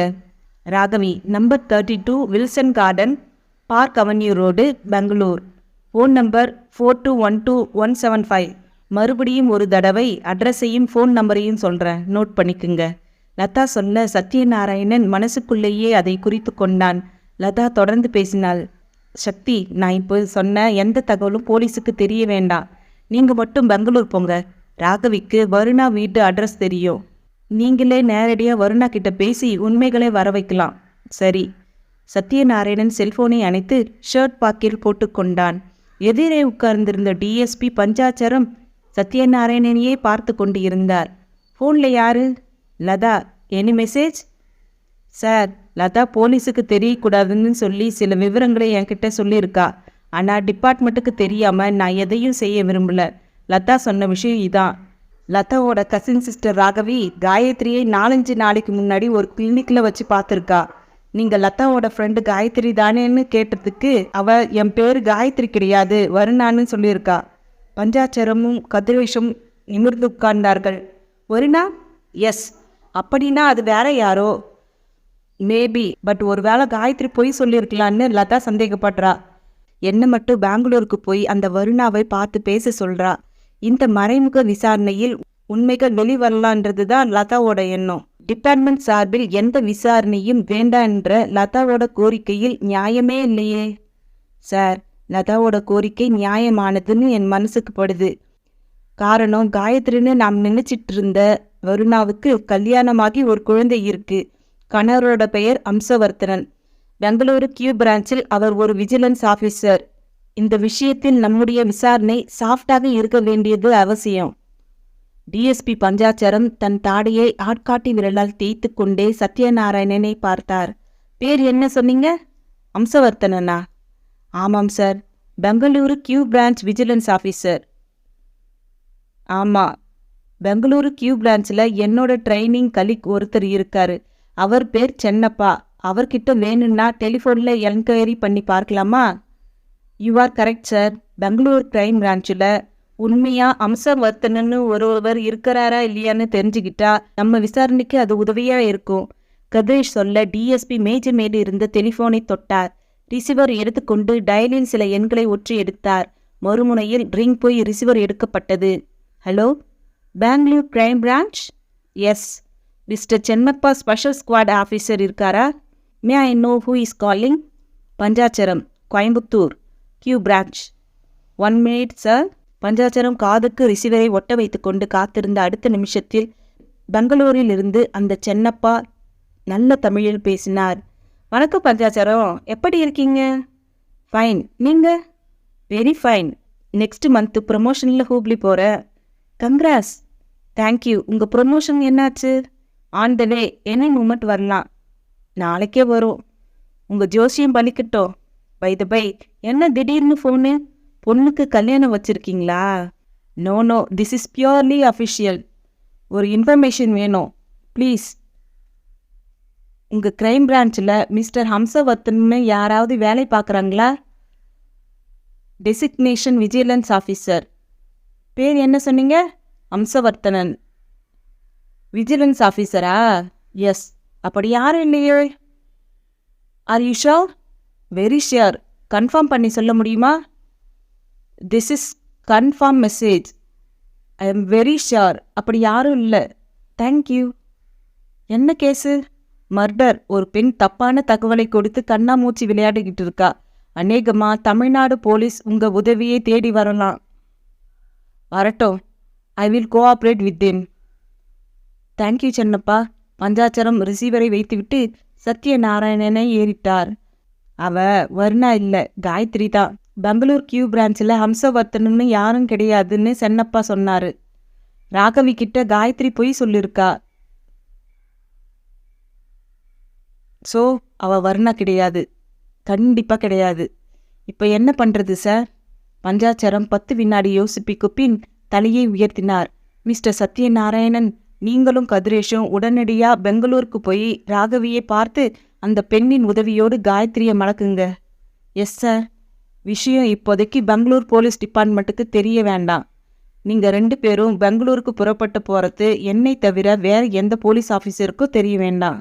Yes sir. சாயந்தரம் 5 மணிக்கு பெங்களூருக்கு ஒரு ஃப்ளைட் இருக்குது. அதில் புறப்பட்டால் 6 மணிக்கெல்லாம் ராகவி வீட்டில் இருக்கலாம். நான் ஃப்ளைட் டிக்கெட்டுக்கு ஏற்பாடு பண்ணுறேன். நீங்கள் போய் கொஞ்சம் ரெஸ்ட் எடுங்க. சத்யநாராயணனும் கதிரேஷும் எழுந்தார்கள். பெங்களூர். சாயந்தரம் 6 மணிக்கெல்லாம் வில்சன் கார்டனில் இருந்த ராகவி வீட்டுக்கு முன்பாய் நின்று அழைப்பு மணிக்கு வேலை கொடுத்தார்கள் சத்யநாராயணனும் கதிரேஷும். கதவு உடனே திறந்தது. ஒரு அழகான பெண் சுடிதாரில் தெரிந்தாள். டிவியில் கன்னட படம் ஓடிக்கொண்டு இருந்தது. மிஸ்ஸஸ் ராகவி? நான் தான். I am Sathyanarayanan. He is my friend Kathiresh. ஓ, நீங்களா? லதா ஃபோன் பண்ணி நீங்கள் வருவேன்னு சொல்லியிருக்கா. ப்ளீஸ் கம்மின், உள்ள வாங்க. இருவரும் வீட்டுக்குள் நுழைந்தார்கள். குசுவலைக்குள் குழந்தை தூங்கி கொண்டு இருந்தது. டிவியை அணைத்தாள் ராகவி. ஏதாவது சாப்பிட்றீங்களா? தேங்க்ஸ், அதெல்லாம் ஒன்றும் வேண்டாம். ஃப்ளைட்டில் வரும்போதே சாப்பிட்டோம். உங்கள் கணவர் வீட்டில் இல்லையா? அவருக்கு பேங்க்கில் மார்க்கெட்டிங் ஆஃபீஸர் வேலை. 8 மணிக்கு தான் வருவார். நீங்கள் காயத்ரி கிட்ட பேசுனது தான் லதா கிட்ட சொன்னீங்க. சினிமா தேட்டரில் பார்த்த அதே காயத்ரி தானே? அதே காயத்ரி தான். பட் நான் காயத்ரி கிடையாது, என் பேர் வருணான்னு சொல்லிட்டாங்க. உங்ககிட்ட பேசும்போது அந்த பெண் டென்ஷனாக இருந்தாளா? கொஞ்சம் கூட டென்ஷனே இல்லை. ரொம்ப இயல்பாகத்தான் பேசிக்கிட்டு இருந்தா. அட்ரஸை எப்படி கண்டுபிடிச்சிங்க? அந்த பொண்ணு தன்னோட குழந்தையை டாக்டர் பசவப்பா கிட்ட காட்டுறதுக்காக வந்தா. அந்த கிளினிக்கில் ஒவ்வொரு பேஷண்ட்டுக்கும் மெடிக்கல் ரிப்போர்ட் மாதிரி ஒரு அட்டை கொடுத்துருவாங்க. அந்த அட்டையில் முதல் பக்கத்தில் ஸ்கெட்ச் பேனாவில் அட்ரஸ் எழுதப்பட்டு இருக்கும். அந்த பொண்ணு பேசிகிட்டு இருக்கும்போதே அவள் கையில் இருந்த அட்டையை பார்த்துட்டேன். அட்ரஸை மனப்பாடம் பண்ணிக்கிட்டேன். அட்ரஸ் என்னன்னு சொல்ல முடியுமா? அந்த குழந்தையோட பேர் நர்ஷிகா. பேருக்கு கீழே எழுதப்பட்டிருந்த அட்ரஸ் இது. நம்பர் 699 டிஸ்பென்ஸ் காலனி, பெனட்காட் ரோடு, பெங்களூர். சத்யநாராயணன் முகவரியை பேப்பரில் குறித்து கொண்டான். டிஸ்பென்ஸ் காலனி இங்கிருந்து எவ்வளவு தூரம்? டாக்ஸியில் போனால் 45 நிமிஷம் ஆகும். Thank you Mrs Raghavi. She is not Varuna. அவ காயத்ரி தான். இன்னும் 1 மணி நேரத்துக்குள்ளே அந்த உண்மையை வெளிவந்துடும். இருவரும் புறப்பட எழுந்தார்கள். சத்யநாராயணனும் கதிரேசும் ஒரு டாக்ஸி பிடித்து பெனட்காட் ரோடுக்கு போய் சேர்ந்தபோது பெங்களூர் இருட்டுக்கு விழுந்தது. பெங்களூர் இருட்டுக்குள் விழுந்து நியான் பூக்களை பூக்க வைத்து கொண்டு இருந்தது. டிஸ்பென்ஸ் காலனியின் உள்ளே டாக்ஸி நுழைந்து 5வது கிராஸ் கட்டில் இருந்த நம்பர் 699 எண்ணிட்ட குட்டி பங்களாவுக்கு முன்பாய் போய் நின்றது. சத்யநாராயணன் காம்பவுண்ட் கேட் முகப்பில் எழுதியிருந்ததை படித்தான். தர்ஷிகா. குழந்தையோட பேரை வீட்டுக்கு வச்சிருக்காங்க கதிரேஷ். டாக்ஸியை அனுப்பிடலாமா இல்லை வெயிட்டிங்கில் போடலாமா? வெயிட்டிங்லேயே இருக்கட்டும். இருவரும் டாக்ஸியை விட்டு இறங்கினார்கள். காம்பவுண்ட் கேட்டை தாண்டி கொண்டு உள்ளே போனார்கள். அழகான வீடு. தொட்டிகளில் குரோட்டன்ஸ் இலைகள், ஈஸ்மன் நிறங்கள் காட்டின. சிட் அவுட் சீட்டின் மீது உட்கார்ந்திருந்த ஒரு பெண் இவர்களை பார்த்து எழுந்து வந்தாள். ஒரு வேலைக்கார பெண்ணுக்குரிய தோற்றம். கன்னடத்தில் கேட்டான். யாவர நேரு? நாங்கள் மெட்ராஸ்லேருந்து வரோம். இது காயத்ரியோட வீடு தானே? அந்த பெண்ணின் முகத்தில் திகைப்பு பரவியது. காயத்ரியா? அப்படி யாரும் இங்கே கிடையாதே. சாரி, காயத்ரின்னு பேரை தப்பா சொல்லிட்டேன். இது வருணாவோட வீடு தானே? வருண வீடு தான். அவங்கள பார்க்கணுமே. நீங்கள் வருணாவுக்கு வேண்டியவங்க. வருணம்மா பக்கத்தில் இருக்கிற ரேணுகாம்பாள் கோவிலுக்கு போயிருக்காங்க. வருணாவோட கணவர் அம்சவர்த்தன் வீட்டில் இருக்காரா? இல்லை, அவர் டியூட்டிக்கு போயிருக்கார். டியூட்டி முடிஞ்சு அவர் எத்தனை மணிக்கு வருவார்? எப்படியும் 10 மணி ஆயிடும். ரேணுகாம்பாள் கோயில் ரொம்ப தூரமா? இல்லை, பக்கத்தில் தான். இன்னும் கொஞ்ச நேரத்தில் வந்துடுவாங்க. நீங்கள் உள்ளே வந்து உட்காருங்க. வேலைக்கார பெண் சிட் அவுட்டில் போடப்பட்டு இருந்த நாற்காலியை காட்ட சத்யநாராயணனும் கதிரேஷும் உள்ளே போய் உட்கார்ந்தார்கள். சிட் அவுட் நேர்த்தியாக கண்களை உறுத்தாத டிஸ்டம்பர் பூச்சோடு இருந்தது. மீன் தொட்டிகளில் தங்க நிற மீன்கள் பளிச் பளிச் என்று நீந்தின. சுவரில் "God is here with you of full blessing" என்ற வாசகம் தெரிந்தது. வேலைக்கார பெண் தயக்கமாய் எதிரில் வந்து நின்றாள். ஏதாவது சாப்பிட்றீங்களா? Coffee, tea? ஒன்றும் வேண்டாம், கொஞ்சம் தண்ணி மாத்திரம் கொடுமா. அவள் கதவை திறந்து கொண்டு உள்ளே போக வீட்டின் உள்ளே ஹால் சின்னதாய் தெரிந்தது. சக்தி, ஹாலோட இடது பக்க சுவரில் போட்டோவை பாரு. சத்யநாராயணன் எட்டி பார்த்தான். போலீஸ் யூனிஃபார்மில் ஒரு இளைஞன் போட்டோ தெரிந்தது. போட்டோவில் இருக்கிறது காயத்ரியோட புருஷனா? அப்படித்தான் தெரியுது. டிஎஸ்பி பந்தாச்சாரம் கோயம்புத்தூரிலிருந்து பெங்களூர் கிராண்ட் பிரான்ச்சுக்கு ஃபோன் பண்ணி ஹம்சவர்த்தனை பற்றி விசாரித்த போது அப்படி ஒருவர் டிபார்ட்மெண்ட்லே கிடையாதுன்னு பதில் வந்தது. ஆமாம், இப்போ யூனிஃபார்மில் ஒரு இளைஞன் ஃபோட்டோ வீட்டுக்குள்ளே இருக்கே. ஒருவேளை அந்த ஃபோட்டோவில் இருக்கிறவர் காயத்ரி கணவனாக இல்லாமல் வேறு யாராவாகவும் இருக்கலாம். வேலைக்காரர்கிட்ட கேட்டு பார்க்கலாம். அவளுக்கு எந்த சந்தேகமும் வராத மாதிரி கேள்வி கேட்கணும். வேலைக்காரி ஒரு சின்ன ட்ரேயில் 2 டம்ளர் தண்ணியோடு வந்தாள். ட்ரே டீப்பாயில் வைத்துவிட்டு திரும்பிய போது சத்யநாராயணன் கேட்டான், ஃபோட்டோவில் போலீஸ் யூனிஃபார்மோடு இருக்கிறது வருணாவோட கணவர் தானே? ஆமாங்க. அவர் போலீஸில் எந்த டிபார்ட்மெண்ட்டில் இருக்காரு? அதெல்லாம் எனக்கு தெரியாதுங்க ஐயா. ஒரு போலீஸ் அதிகாரின்னு தெரியும், அவ்வளவுதான். அவள் சொல்லிக்கொண்டு இருக்கும்போதே ஹாலில் டெலிஃபோன் ஒலித்தது. உள்ளே ஓடினாள். நிமிஷ நேரம் கழிந்து மறுபடியும் ஷிட் அவுட்டுக்கு வந்தாள். சத்யநாராயணன் ஏறிட்டான். ஃபோன் பண்ணது ஐயா தானே? ஃபோனில் உங்களை பற்றி சொன்னேன், உங்களை பேச சொன்னார். வந்து பேசுகிறீங்களா? சத்யநாராயணன் கதிரேஷை பார்த்துவிட்டு தயக்கமாய் எழுந்தான். வேலைக்காரியை பின்தொடர்ந்து உள்ளே போனான். ரிசீவர் டீப்பாயில் மல்லாந்தபடி காத்திருந்தது. எடுத்து காதில் பொருத்தினான். ஹலோ, எஸ், நான் வருணாவோட ஹஸ்பண்ட் ஹம்சவர்த்தனம் பேசுகிறேன். வருணாவை பார்க்க வந்துக்கிறதா வேலைக்காரி சொன்னா. நீங்கள் யாருன்னு தெரிஞ்சுக்கலாமா? சர்டன்லி. நான் வருணாவுக்கு கொஞ்சம் தூரத்து ரிலேஷன். பேரு பிரகாஷ். பெங்களூருக்கு ஒரு வேலையாக வந்தேன். அப்படியே பார்த்துட்டு போகலான்னு. தூரத்து ரிலேஷனா? எப்படி? எனக்கு சொல்ல தெரியல. வருணாவுக்கு உங்களை தெரியுமா? தெரியுன்னு நினைக்கிறேன். அடையாளம் சொல்லி புரிய வைக்கணும். வருணா கோயிலுக்கு போயிருப்பா. வந்ததும் பார்த்துட்டு போங்க. நான் வீட்டுக்கு வர லேட்டாகும். நீங்கள் போலீஸில் எந்த டிபார்ட்மெண்ட்? Crime branch, vigilance.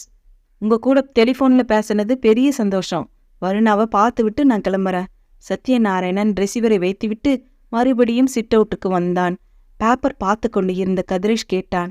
வெளியே நின்றிருந்த வேலைக்காரிக்கு கேட்காத குரலில், என்ன சொன்ன? வருணாவுக்கு தூரத்து ரிலேஷன்னு. நம்பிட்டானா?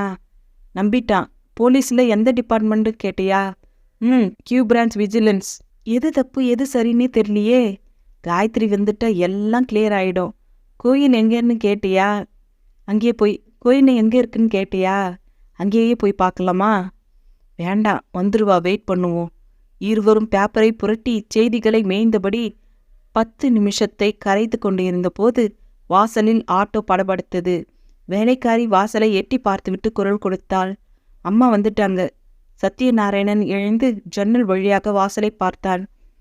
ஆட்டோவில் இருந்து காயத்ரி இறங்கி கொண்டு இருந்தாள்.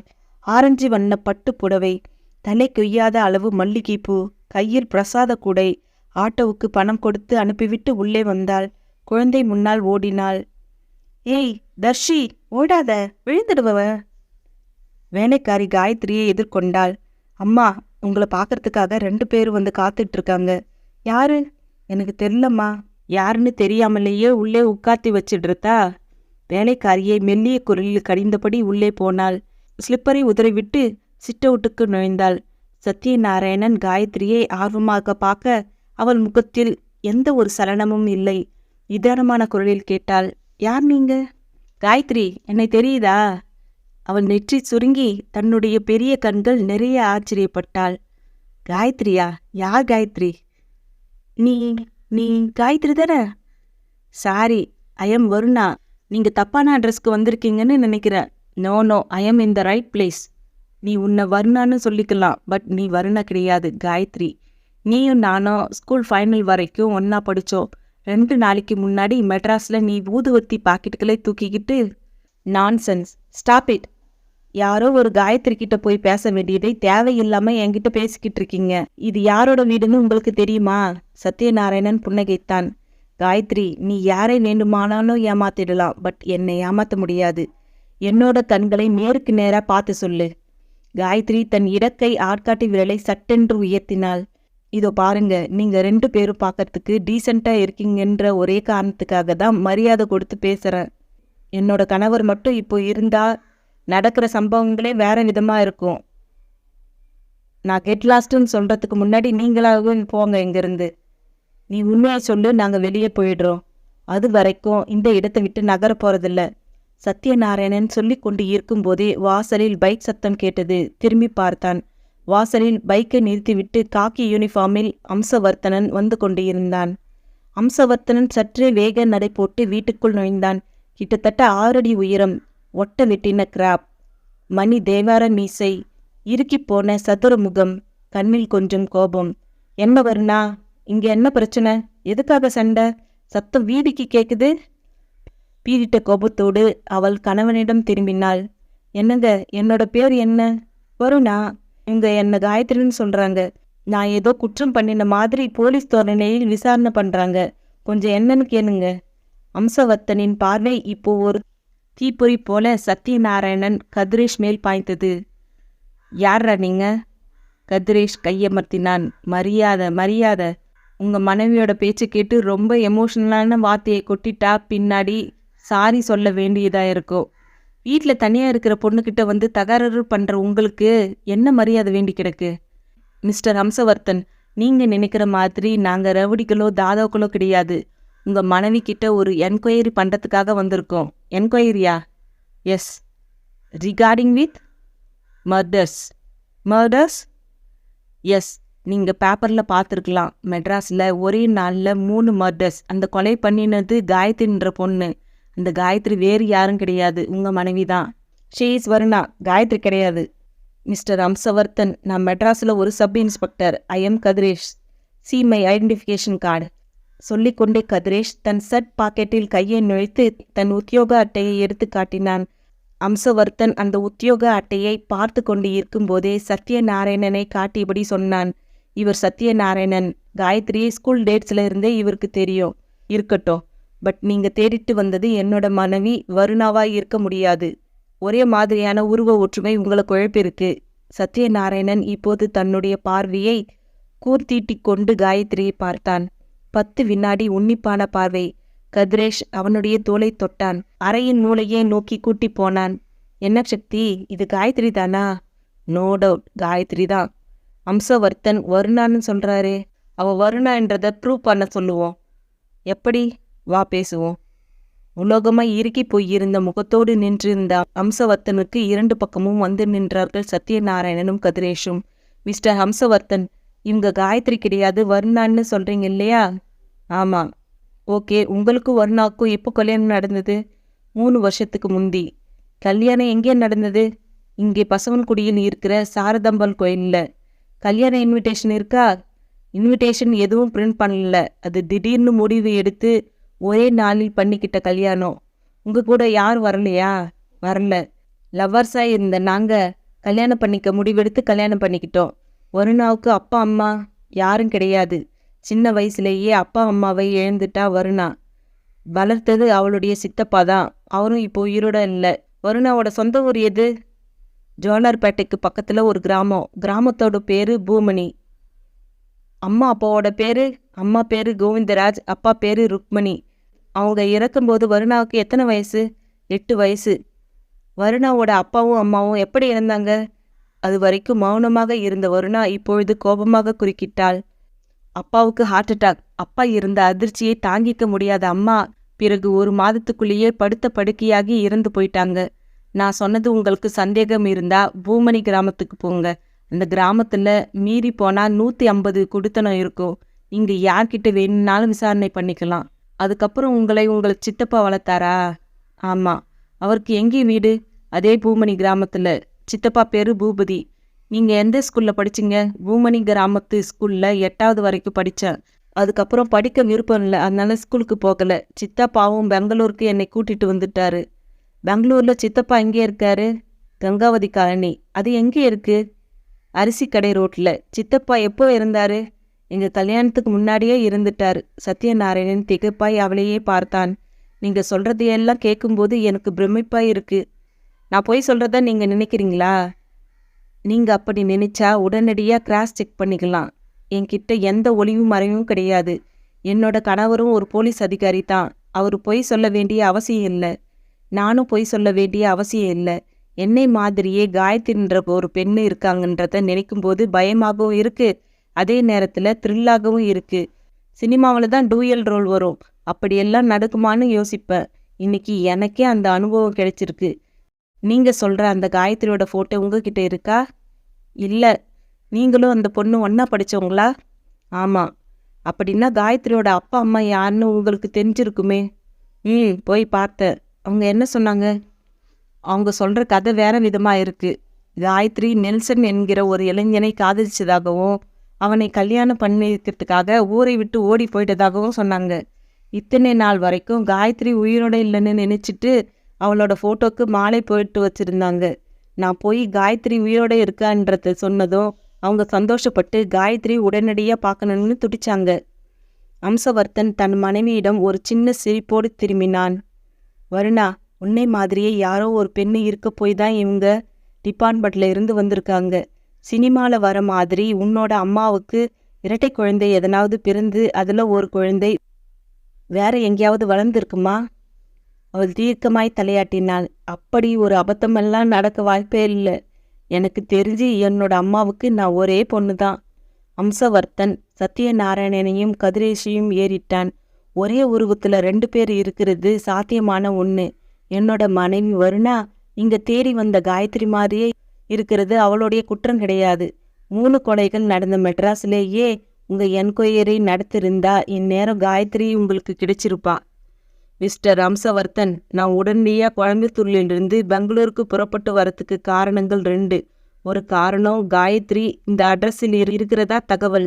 2வது காரணம் நீங்கள் பெங்களூரு கிரைம் பிரான்ச்சின் விஜிலன்ஸ் ஆஃபீஸராக வேலை பார்க்குறீங்களான்னு உங்கள் மேலதிகாரியை விசாரித்து பார்த்தபோது அம்சவர்த்தன் என்ற பெயரில் அப்படி யாருமே கிடையாதுன்னு சொன்னார். உடனே உங்களுக்கு சந்தேகம் அதிகமாயிருக்கும். பொய் தகவல் கொடுத்தவங்க நிச்சயமாக நல்லவங்களாக இருக்க மாட்டாங்கன்னு நினச்சி புறப்பட்டு வந்துட்டீங்க இல்லையா? ஆமாம். போலீஸ் ரெக்கார்டின் படி என்னோட பெயர் தாசப்பராஜ். அப்பா அம்மா வச்ச இந்த பேர் எனக்கு பிடிக்காத காரணத்தினால நியூமராலஜி பார்த்து அம்சவர்த்தனன்னு பேரை வச்சுக்கிட்டேன். பேரை மாற்றி 5 வருஷம் ஆயிடுச்சு. முறைப்படி அதை கெஜெட்ஸ் பதிவு பண்ணலை. ஃப்ரெண்ட்ஸ் வட்டாரத்தில் மட்டும்தான் நான் அம்சவர்த்தனன். டிபார்ட்மெண்ட்டில் என்னோட பேர் இன்னமும் தாசப்பராஜ் தான். சத்யநாராயணன் கேட்டான். நீங்கள் வருணாவை எந்த கோயிலில் வச்சு கல்யாணம் பண்ணிக்கிட்டதா சொன்னீங்க? பசவன்குடியில் இருக்கிற சாரதம்மாள் கோயில். 3 வருஷத்துக்கு முந்தி. ஆமாம். கல்யாணத்தை நடத்தி வச்சது யாரு? கோயிலில் இருந்த குருக்கள் தான். அவரோட பேர் ஞாபகம் இல்லை. அந்த கோயிலில் இன்னும் அவர் குருக்களாக இருக்கிறாரா? இருக்கார். போன மாதம் கூட அந்த காளி கோயிலுக்கு போயிருந்தபோது அவரை பார்த்தேன். உங்களை அவர் அடையாளம் தெரிஞ்சுக்கிட்டாரா? கூட்டத்தில் அவர் என்ன பார்க்கல. நான் சாமி தரிசனம் பண்ணிட்டு உடனே வந்துட்டேன். மிஸ்டர் அம்சவர்த்தனன், கொஞ்சம் சிரமம் பார்க்காம நீங்களும் உங்கள் மனைவியும் என் கூட புறப்பட்டு வர முடியுமா? எங்கே? பசங்குடியில் இருக்கிற அந்த சாரதாம்மாள் கோயிலுக்கு. எதுக்கு? உங்களுக்கு அங்கே கல்யாணம் நடந்ததா இல்லையான்னு தெரிஞ்சுக்கணும். அம்சவர்த்தனன் முகத்தில் கோபரத்தம் பாய்ந்தது. கோபரத்தம் தத்தளிக்கும் முகத்தோடு அம்சவர்த்தன் சத்யநாராயணனையும் கதிரேஷையும் புலிப்பார்வை பார்த்தான். நான் சொன்னதில் உங்களுக்கு நம்பிக்கை கிடையாதா? என்னை பார்த்த பொய் சொல்கிற கிரிமினல் மாதிரியா தெரியுது? சத்யநாராயணன் புன்னகைத்தான். தயவு பண்ணி கோபப்படாதீங்க. எந்த ஒரு கேஸுக்கும் முழுமையான விசாரணை தேவைப்படும். யார் சொல்கிறது பொய், யார் சொல்கிறது உண்மைன்னு அந்த விசாரணை முடிவுக்கு வரும்போது தான் தெரியும். உங்க மனைவி வருணாவை பார்த்தா காயத்ரியை பார்க்க வேண்டியது இல்லை. அவ்வளவு உருவ ஒற்றுமை. இந்த காயத்ரி இல்லை, வருணா தான்னு நிரூபிக்க வேண்டிய கடமை உங்களுக்கு இருக்கு. அந்த கடமையை செய்யாம எங்க மேல கோபப்படுறது சரியில்லை. பசவன்குடியில் இருக்கிற ரேணுகா தேவி கோயிலில் 3 வருஷத்துக்கு முந்தி கல்யாணம் நடந்ததா சொன்னீங்க. அது உண்மையா பொய்யான்னு தெரிஞ்சுக்க அந்த கோவிலுக்கு நம்ம போய் தான் ஆகணும். அம்சவர்த்தன் ஏதோ கோப பேச்சு பேச முயல அவன் மனைவி குறுக்கிட்டாள். என்னங்க, அவங்க டிபார்ட்மெண்ட்டிலிருந்து என்கொயரிக்காக வந்திருக்காங்க. நீங்கள் கோஆப்ரேட் பண்ணுறது தான் முறை. அந்த ரேணுகா தேவி கோயிலுக்கு அவங்கள கூட்டிகிட்டு போய் நான் காயத்ரி கிடையாது வருணா தான்னு நிரூபிச்சுட்டு வாங்க. அம்சவர்த்தன் இப்போது கோபம் தணிந்து 2 பேரையும் பார்த்தான். ஒரு 10 நிமிஷம் வெயிட் பண்ணுங்க, நான் ட்ரெஸ் சேஞ்ச் பண்ணிட்டு வரேன். தேங்க்யூ. பசவன்குடியில் இருந்த அந்த ரேணுகா தேவி கோவிலுக்கு 3 பேரும் போய் சேர்ந்த போது 8 மணி. கோவிலில் கும்பல் இருந்தாலும் சத்தம் ஒரு துளி கூட இல்லை. மணியோசை மட்டும் அவ்வப்போது கேட்டு அடங்கியது. கோவிலின் சுவர் பரப்பும் தரை பரப்பும் மார்பில் பதிக்கப்பட்டு புளோரசன்ட் விளக்குகள் பளபளத்தன. அம்சவர்த்தன், சத்யநாராயணன், கதிரேஷ் 3 பேரும் மிதியடிகளை உரிய இடத்தில் கழற்றிவிட்டு கோயிலின் பிரகாரத்துக்குள் நுழைந்தார்கள். அர்ச்சனை செய்த பூக்களை பெண்களுக்கு பிரசாதமாக வழங்கி கொண்டு இருந்த ஒரு பெரியவரை கை காட்டினான் ஹம்சவர்த்தனன். அந்த குருக்கள் தான் எனக்கும் வருணாவுக்கும் கல்யாணம் பண்ணி வச்சவர். சத்யநாராயணனும் கதிரேஷும் அந்த பெரியவரை பார்த்தார்கள். 60 வயது இருக்கலாம். பளிர் வெள்ளை வேஷ்டியும் துண்டுமாய் சந்தனம் அப்பிய நெற்றியில் ஒரு பெரிய குங்கும பொட்டோடு காட்சி கொடுத்தார். 3 பேரும் அவரை நோக்கி நடந்தார்கள். அந்த குருக்கள் கிட்ட யார் பேசுறது? கதிரேஷ் கேட்க அம்சவர்த்தன் தலையிசைத்தான். நான் பேசுகிறேன். அவருக்கு தமிழ் தெரியுமா? தெரியும். பெண்களுக்கு பூ பிரசாதங்களை கொடுத்துவிட்டு கர்ப்ப கிரகத்தை நோக்கி திரும்பிய அவருக்கு முன்பாய் 3 பேரும் போய் நின்றார்கள். நமஸ்காரம் குருக்களே. குருக்கள் நிமிர்ந்து 3 பேரையும் கவனமில்லாத பார்வை பார்த்தார். நமஸ்காரம் என்றார். ஹம்சவர்த்தன் குரலை கொஞ்சம் தாழ்த்தினான். உங்ககிட்ட கொஞ்சம் பேசணும். சொல்லுங்க, என்ன விஷயம்? என்ன உங்களுக்கு தெரியுதா? தெரியல. இதுக்கு முன்னாடி எங்கேயாவது பார்த்த மாதிரி கூடவா? ஞாபகம் இல்லை? ஞாபகம் இல்லையே. 3 வருஷத்துக்கு முந்தி இதே கோயிலில் நீங்கள் எனக்கு கல்யாணம் பண்ணி வச்சிங்க. என் பேர் ஹம்சவர்த்தன். 3 வருஷத்துக்கு முந்தியா? ஆமாம். குருக்கள் புன்னகைத்தார். அதுக்கப்புறம் எத்தனையோ ஜோடிகள் கல்யாணம் பண்ணிட்டேன். உங்கள் முகம் எனக்கு ஞாபகம் இல்லையே. ஹம்சவர்த்தனின் முகம் லேசாய் வாடியது. என்ன குருக்களே இப்படி சொல்லிட்டீங்க? நீங்கள் என்ன ஞாபகம் வச்சுப்பீங்கன்னு நினைச்சேன். குருக்கள் கையில் இருந்த பிரசாத தட்டை பக்கத்தில் இருந்த உண்டியின் மேல் வைத்துவிட்டு ஹம்சவர்த்தனை ஏற்றார். ஏன், ஏதாவது பிரச்சனையா? ஆமாம், இவங்க மெட்ராஸ் போலீஸ். எனக்கு இந்த கோயிலில் 3 வருஷத்துக்கு முந்தி கல்யாணம் நடந்ததை இவங்க நம்பலை. நான் பொய் சொல்கிறதா நினைக்கிறாங்க. குருக்கள் கேட்டார். இந்த கோயிலில் கல்யாணம் நடந்தது உண்மைதானே? உண்மைதான். உங்கள் முகத்தை நான் எப்படி மறந்தேன்னு எனக்கு தெரியல. சரி, உங்கள் கல்யாண தேதி ஞாபகம் இருக்கா? இருக்கு, சொல்லுங்க. 27/3/99. இந்த கோயிலில் கல்யாண கட்டளையாக 101 ரூபாய் வசூல் பண்ணுவாங்க. நீங்கள் பணம் கொடுத்தீங்களா? பணம் கொடுத்த மாதிரி ஞாபகம் இல்லையே. நல்லா யோசனை பண்ணி பாருங்க. ஹம்சவர்த்தனன் யோசனை செய்து பார்த்துவிட்டு தலையாட்டினான். எனக்கு சரியாக ஞாபகம் இல்லை. அன்னைக்கு விடிய காலையில் 5:30 மணிக்கு நானும் வருணாவும் ஒரு ஆட்டோ பிடிச்சி இந்த கோயிலுக்கு வந்தோம். அப்போ கோயில் நடை சாத்தி இருந்தது. நாங்கள் வாசப்படியில் உட்கார்ந்துட்டு வெயிட் பண்ணிட்டு இருந்தபோது நீங்கள் வந்தீங்க. என்ன விஷயம்னு என்கிட்ட கேட்டீங்க. நாங்கள் கல்யாணம் பண்ணிக்க போகிறதா விவரத்தை சொன்னோம். குருக்கள் தன் அகலமான நெற்றியை குழப்பமாய் தேய்த்தார். நீங்கள் சொல்கிறது எதுவும் என்னோட ஞாபகத்துக்கு வரல. எதுக்கும் கோயில் ஆஃபீஸில் இருக்கிற மேரேஜ் ரெஜிஸ்டரை புரட்டி பார்த்தா ஏதாவது விவரம் கிடைக்கலாம். அதை தான் கோயிலோட எக்ஸிக்யூட்டிவ் ஆஃபீஸ். அங்கே போய் வெயிட் பண்ணுங்க, வந்துடுறேன். குருக்கள் சொல்லிவிட்டு கர்ப்ப கிரகத்தை நோக்கி போய்விட 3 பேரும் கோயிலின் பக்கவாட்டில் இருந்த எக்ஸிக்யூட் அறைக்கு போனார்கள். கதிரேஷ் ஹம்சவர்த்தனிடம் கேட்டான். கல்யாண கட்டளையா 101 ரூபாய் கட்டுன்றது கோயிலின் விதிமுறையில் ஒன்று. பணம் கட்டாமல் இப்படி கல்யாணம் எப்படி நடந்திருக்கும்? ஒருவேளை கோயில் நிர்வாகம் என்கிட்ட பணம் வாங்க மறந்துருக்கலாம். இது கல்யாண விஷயம். கோயில் நிர்வாகம் அவ்வளவு அலட்சியமாக இருந்திருக்க மாட்டாங்க. ஏன்னா இந்த கோயிலில் கல்யாணம் நடந்ததுக்கு அந்த கல்யாண கட்டளை ரசீது ஒன்று தான் எவிடன்ஸ். அப்படின்னா எனக்கும் வருணாவுக்கும் இந்த கோயிலில் கல்யாணம் நடந்தது என்கிற விஷயத்தை நீங்கள் நம்புற மாதிரி எதுவும் இல்லையே. கோயில் குருக்களை உங்கள் பார்த்ததா ஞாபகம் இல்லைன்னு சொல்கிறா. கல்யாண கட்டளைக்கு 101 ரூபாய் பணம் கொடுத்த ரசீது நீங்கள் வாங்கலையே. ஹம்சவர்த்தன் 2 பேரையும் கோபமாய் பார்த்துவிட்டு பெருமூச்சு விட்டான்.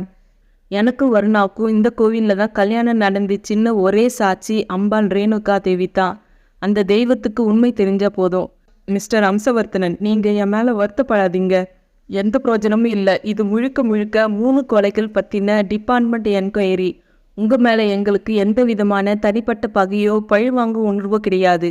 உங்களுக்கும் வருணாவுக்கும் 3 வருஷத்துக்கு முந்தி இந்த கோயிலில் தான் கல்யாணம் நடந்ததுன்னு உண்மையை நிரூபிக்க வேண்டியது உங்கள் கடமை. இந்த கடமையிலிருந்து நீங்கள் தவறுகிற பட்சத்தில் உங்கள் மனைவிக்கு எதிரான எங்களுடைய விசாரணை நடவடிக்கைகள் இன்னும் தீவிரமாகும். உங்கள் மனைவியை கைது பண்ணி சென்னை கொண்டு போக வேண்டிய நிலைமை ஏற்படலாம். நீங்களும் போலீஸ் டிபார்ட்மெண்ட்டில் ஒரு பொறுப்பான பதவியில் இருக்கீங்க. டிபார்ட்மெண்ட் நடவடிக்கைகள் எப்படிப்பட்ட விதத்தில் இருக்குன்னு உங்களுக்கே தெரியும்.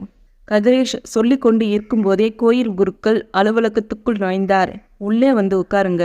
3 பேரும் அவரை தொடர்ந்து உள்ளே போய் சுவரோரமாய் போடப்பட்டு இருந்த பெஞ்சில் உட்கார்ந்தார்கள். குருக்கள் கேட்டார், உங்கள் கல்யாணம் நடந்தது எந்த தேதின்னு சொன்னீங்க? 27 மார்ச் 99. குருக்கள் மேஜையும் இழுபறியை திறந்து எண்ணெய் பிசுக்கு அழுக்கோடு கூடிய அந்த பழைய லெட்ஜரை எடுத்தார். அதை மடியில் வசதியாய் கிடைத்து கொண்டு பக்கங்களை புரட்டினார். மார்ச் 27ஆம் தேதி பக்கத்திற்கு வந்தார். பேர் என்ன? அம்சவர்த்தன். பொண்ணோட பேர் என்ன? வருணா.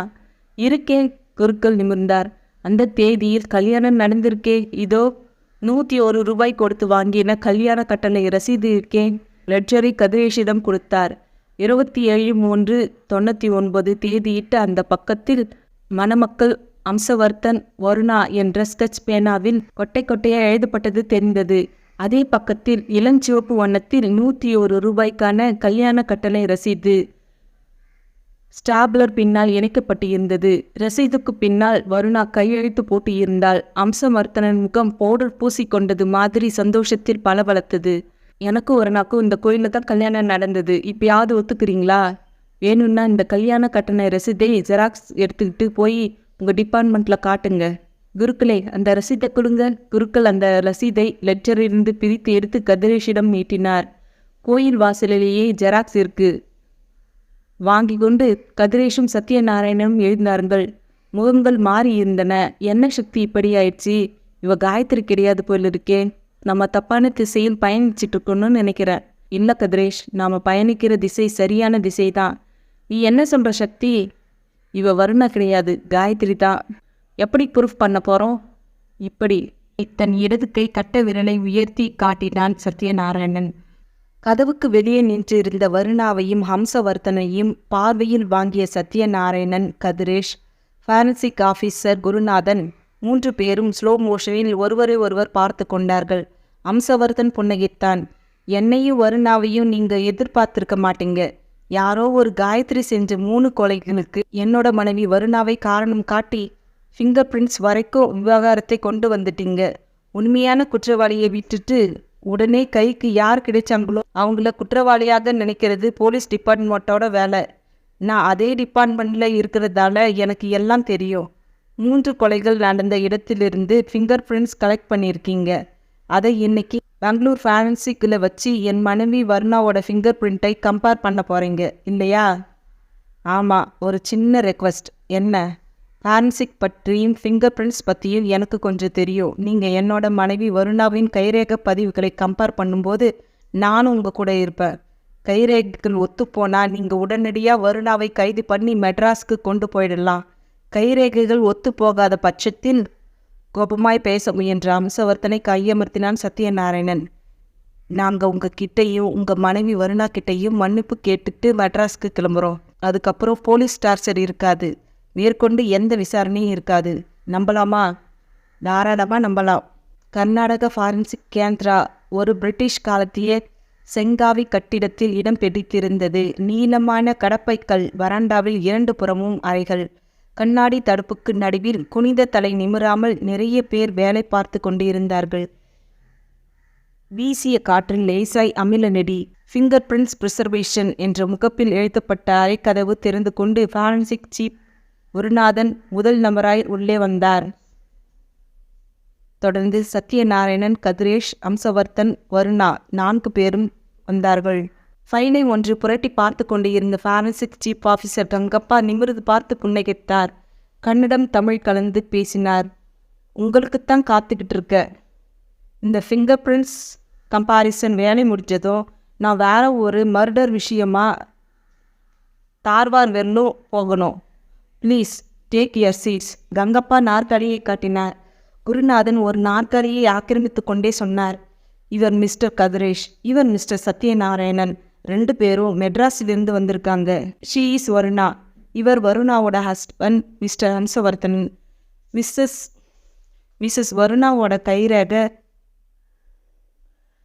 வருணாவோட கைரேக பதிவுகளை தான் ஒப்பிட்டு பார்க்க போகிறோம். இப்போ கங்கப்பா தன் பெரிய மீசைக்கு கீழே சிரித்தார். சம்மந்தப்பட்ட எல்லாரையும் கூட்டிட்டு வந்திருக்கீங்க. It is very nice. 2 ரேகை பிரிண்ட்ஸுகளையும் கொடுங்க. லேபுக்கு அனுப்பி வச்சா 10 நிமிஷத்துக்குள்ள ரிசல்ட் வந்துடும்.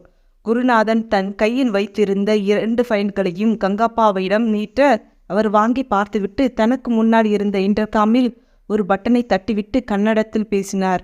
கிருஷ்ணராவ், ஒரு நிமிஷம் என்னோட ரூம் வரைக்கும் வந்துட்டு போங்க. அந்த நிமிஷம் முடிவதற்குள் முடி முழுவதும் கொட்டி போன தலையோடு அந்த வருஷம் ரிட்டையர்மெண்ட் வாங்க போகும் திரிசில் இருக்கிற ஒரு நபர் உள்ளே வந்தார். கங்கப்பா வரவேற்றார். வாங்க ராவ். ஒரு கம்பேரிசன் ஒர்க் துல்லியமாக பார்த்து சொல்லணும். ஏன்னா இதில் ஒரு பெண்ணோட வாழ்க்கை அடங்கியிருக்கு. கொலை நடந்த இடத்துல கண்டெடுக்கப்பட்ட கைரேகை இங்கே இருக்கிற வர்ணாவின் கைரேகை பதிவுகளுக்கு ஒத்து போகிறதா இல்லையான்னு கம்பேர் பண்ணி கன்ஃபார்மாக சொல்ல வேண்டியது உங்களது பொறுப்பு. உங்களுக்கு இந்த ஃபீல்டில் 30 வருஷம் எக்ஸ்பீரியன்ஸ். இது வரைக்கும் எந்த ஒரு ஃபிங்கர் பிரிண்ட்ஸ் கம்பேரிசனும் தப்பாக போனதில்லை. இந்த கம்பேர் பண்ணுற பொறுப்பு உங்ககிட்ட ஒப்படைக்கிறேன். 10 நிமிஷத்துக்குள்ளே எனக்கு ரிசல்ட் வேணும். Will you? Yes sir. Krishnarao அந்த 2 ஃபைல்களையும் வாங்கி கொண்டு அறையிலிருந்து வெளியேறினார். சென்னை போலீஸ் கமிஷனர் அலுவலகம். போலீஸ் கமிஷனர் ராகவமூர்த்திக்கு முன்பாய் Kathiresh, Sathyanarayanan, forensic chief officer Gurunathan நின்றிருந்தார்கள். கமிஷனர் முகத்தில் கோபமும் திகைப்பும் மாறி மாறி கேம்ப் போட்டன. 2 கைரேகையும் ஒத்து போகல. இதுதான் ரிப்போர்ட் இல்லையா? கமிஷனர் கேட்ட கேள்விக்கு குருநாதனின் தலை ஆமாம் போட்டது. அந்த ரிப்போர்ட்டை நீங்கள் கிராஸ் செக் பார்த்தீங்களா? பார்த்தேன் சார். பெங்களூரில் ஒரு தடவையும் மெட்ராஸில் வந்து ஒரு தடவையும் கிராஸ் செக் பண்ணி பார்த்தேன். கொலைகள் நடந்த இடத்துல கண்டெடுக்கப்பட்ட காயத்ரியோட கைரேகை பதிவுகளோடு வருணாவின் கைரேகை பதிவுகள் ஒத்து போகல. கொஞ்சம் கூடவா வெத்து போகல? ஒரு பர்சன் கூட ஒத்து போகல சார். கமிஷனரின் பார்வை இப்போது சத்யநாராயணன் வீட்டில் நிலைத்தது. மிஸ்டர் சத்யநாராயணன், இப்போ உங்கள் ஸ்டேட்மெண்ட் என்ன? வருணா வேற காயத்ரி வேற என்ற ரிப்போர்ட்டை அக்ரி பண்ணுறீங்களா? இல்லை அவள் வருணா கிடையாது காயத்ரி தான்னு நிரூபிக்க வேற எதனாவது ஸ்டெப் எடுக்க போகிறீங்களா? சத்யநாராயணன் தோள்களை குலுக்கியபடி பெருமூச்சு விட்டான். I agree with forensic report sir. கைரேகை பதிவுகள் என்றைக்குமே தப்பு பண்ணாது. எல்லாத்துக்கும் மேலே காயத்ரியோட அப்பா அம்மாவும் வருணாவை நேரில் பார்த்துட்டு இது எங்கள் பொண்ணு இல்லை, காயத்ரி மாதிரியே இருக்கலை தவிர இவ காயத்ரி கிடையாது. இங்கே காயத்ரி சாலமன் என்ற இளைஞரோடு ஊரை விட்டு ஓடி போனது உண்மை. அவனால் ஏமாற்றப்பட்ட அவன் மனம் முடிந்து ரயிலுக்கு முன்னால் பாய்ந்து உயிரை விட்டது உண்மை. வருணா காயத்ரி மாதிரியே இருக்கான்னு ஒரே காரணத்துக்காக அவளை குற்றவாளியாக நினைக்கிறது தப்பு. மிஸ்டர் சத்யநாராயணன், இந்த காயத்ரி விவகாரத்தில் இருக்கிற மிகப்பெரிய குழப்பம் எது தெரியுமா? நீங்கள் உங்கள் ஸ்கூல் மேட்டான காயத்ரியை மயிலாப்பூர் தெப்பக்குளம் பக்கத்தில் பார்த்து பேசியிருக்கீங்க. அவளும் உங்கள் அடையாளங்களை தெரிஞ்சுக்கிட்டு பேசியிருக்கா. அதுக்கப்புறம் அடையார் டெர்மினல் பஸ் ஸ்டாப்பில் மறுபடியும் காயத்ரியை பார்த்துருக்கீங்க. 2 பேரும் ஒரு ரெஸ்டாரண்ட்டுக்கு போய் கூல்ட்ரிங்க்ஸ் குடிச்சிருக்கீங்க இல்லையா? ஆமாம் சார். அப்போனா நீங்கள் பார்த்து பேசினது எல்லாமே காயத்ரி தானே? ஆமாம் சார். காயத்ரியோட அப்பாவும் அம்மாவும் காயத்ரி தற்கொலை பண்ணிட்டு இறந்து போயிட்டதான்னு சொல்கிறது தப்பு தானே? தப்பு தான் சார். காயத்ரி உயிரோடு இருக்கான்னு நான் சொன்னதை அவளோட அம்மாவும் அப்பாவும் நம்பலை. பட் காயத்ரி உயிரோடு இருக்கிறது தான் உண்மை. அவள் புண்ணிய கோடி, கல்யாண் நாள், ஜெயலக்ஷ்மி இந்த 3 பேரையும் கொலை பண்ணது உண்மை. காயத்ரி மாதிரி இருக்கிற வருணாவுக்கும் இந்த 3 கொலைக்கும் எந்த ஒரு சம்பந்தமும் இல்லை என்பது ஃபாரன்சிக் ரிப்போர்ட். இந்த 3 உண்மைகளும் வைத்துக்கொண்டு நாம் அடுத்தபடியாக எடுக்கப் போகிற நடவடிக்கை என்ன தெரியுமா? சொல்லுங்க சார். காயத்ரியை கண்டுபிடிக்க தீவிரமான முயற்சி எடுக்கணும். அவள் இந்த மெட்ராஸ்குள்ளேயே தான் எங்கேயாவது பதுங்கி இருக்கலாம். இன்டெலிஜென்ஸ் விங்ஸில் இருக்கும் ஷேடோ ஸ்குவாடிங் சிட்டிக்குள்ளே ரகசியமாக களம் இறங்கினா காயத்ரியை ஸ்மெல் பண்ணிட முடியும். அந்த ஷேடோ விங்ஸில் நீங்கள் 3 பேரும் ஜாயின் பண்ணிக்கணும்னு நான் விரும்புகிறேன். எஸ் சார் என்றார்கள் 3 பேரும். வாரம் 1 கரைந்து போயிருக்க அன்றைய வெள்ளிக்கிழமை காலை பொழுது பெங்களூரில் பூ மாதிரி மலர்ந்து கொண்டிருந்தது. அம்சவர்த்தன் காலை பேப்பரை காஃபி குடித்தபடி மேய்ந்து கொண்டு இருக்க வாசலில் காலிங் பெல் சத்தம் கேட்டது. வருணா, யாருன்னு பாரு. அம்சவர்த்தன் குரல் கொடுக்க சமையல் அறையில் வேலையாய் இருந்த வருணா வியர்வை முகமாய் வெளிப்பட்டு கதவை நோக்கி போனாள். கதவின் தாழ்பாலை விளக்கினாள். வெளியே சத்யநாராயணன். உதட்டில் பெரிதாய் புன்னகை. குட் மார்னிங் என்றான். வருணா பதிலுக்கு குட் மார்னிங் சொல்லாமல் தலையை சாய்த்தபடி கேட்டாள். என்ன வேணும் உங்களுக்கு? கொஞ்சம் பேசணும். இனி என்ன பேசணும்? நான் தான் காயத்ரி இல்லைன்னு முடிவாயிடுச்சே. அது போலீஸ்க்கு. என்னை பொறுத்த வரைக்கும் நீ தான் காயத்ரி. அவள் திரும்பி பார்த்து கணவனை நோக்கி குரல் கொடுத்தாள். என்னங்க, இங்கே வந்து பாருங்க, இந்த ஆள் மறுபடியும் வந்து டார்ச்சர் பண்ண ஆரம்பிச்சிருக்காரு. அம்சவர்த்தன் கையில் இருந்த பேப்பரை கோபமாய் வீசிவிட்டு எழுந்து வந்தான். சத்யநாராயணன் நெருங்கி அவனுடைய முகத்தில் உஷ்ணமாய் மூச்சு விட்டான். என்ன கலாட்டை பண்ண வந்திருக்கியா? சில உண்மைகளோடு வந்திருக்க. உன்னோட ஓட்ட உடைச்ச உண்மைகள் எல்லாம் எதுவும் வேண்டியதில்லை. You get lost. சத்யநாராயணனின் கழுத்துப்பாகச் சட்டை எட்டி பிடித்து கசக்கினான் ஹம்சவர்த்தன். தன் சட்டையை பிடித்து உலுக்கிய அம்சவர்த்தனை ஒரு புன்னகையோடு பார்த்தான் சத்யநாராயணன். மிஸ்டர் அம்சவர்த்தன், நீங்கள் கிரைம் பிரான்ச்சில் வேலை பார்க்குற ஒரு பொறுப்பான போலீஸ் அதிகாரி. கூடிய சீக்கிரமே டிபார்ட்மெண்ட்டில் ஒரு சப் இன்ஸ்பெக்டராக வேலை பார்க்குற போகிற என்னை இவ்வளவு இன்டீசெண்டாக நடத்துறது கொஞ்சம் கூட சரியில்லை. அம்சவர்த்தன் கொஞ்சமும் கோபம் தனியாமல் கத்தினான். என்னோட அமைதியான குடும்பத்தில் கலாட்டா பண்ண வந்திருக்கிற உனக்கு நான் மரியாதை கொடுக்கணும்னு எந்த அவசியம் இல்லை. நான் கலாட்டா பண்ண வரல அம்சவர்த்தனன். எனக்கு கிடைச்ச உண்மையை சரியான வெரிஃபை பண்ண வந்திருக்க. நீ எதையும் வெரிஃபை பண்ணி பார்க்க வேண்டிய அவசியம் இல்லை. எல்லா வெரிஃபிகேஷனும் போன வாரமே முடிஞ்சிடுச்சு. என்னோட மனைவி வருணா நீ சொல்கிற காயத்ரியும் கிடையாது. ஃபாரன்சிக் சீஃப் ஆஃபீஸர் கங்கப்பா சொல்லிட்டாரு. மேலதிகாரியே ஒரு தீர்மானமாய் தீர்ப்பு கொடுத்த பின்னாடி உனக்கு எதுக்கு கொசுறு வேலை?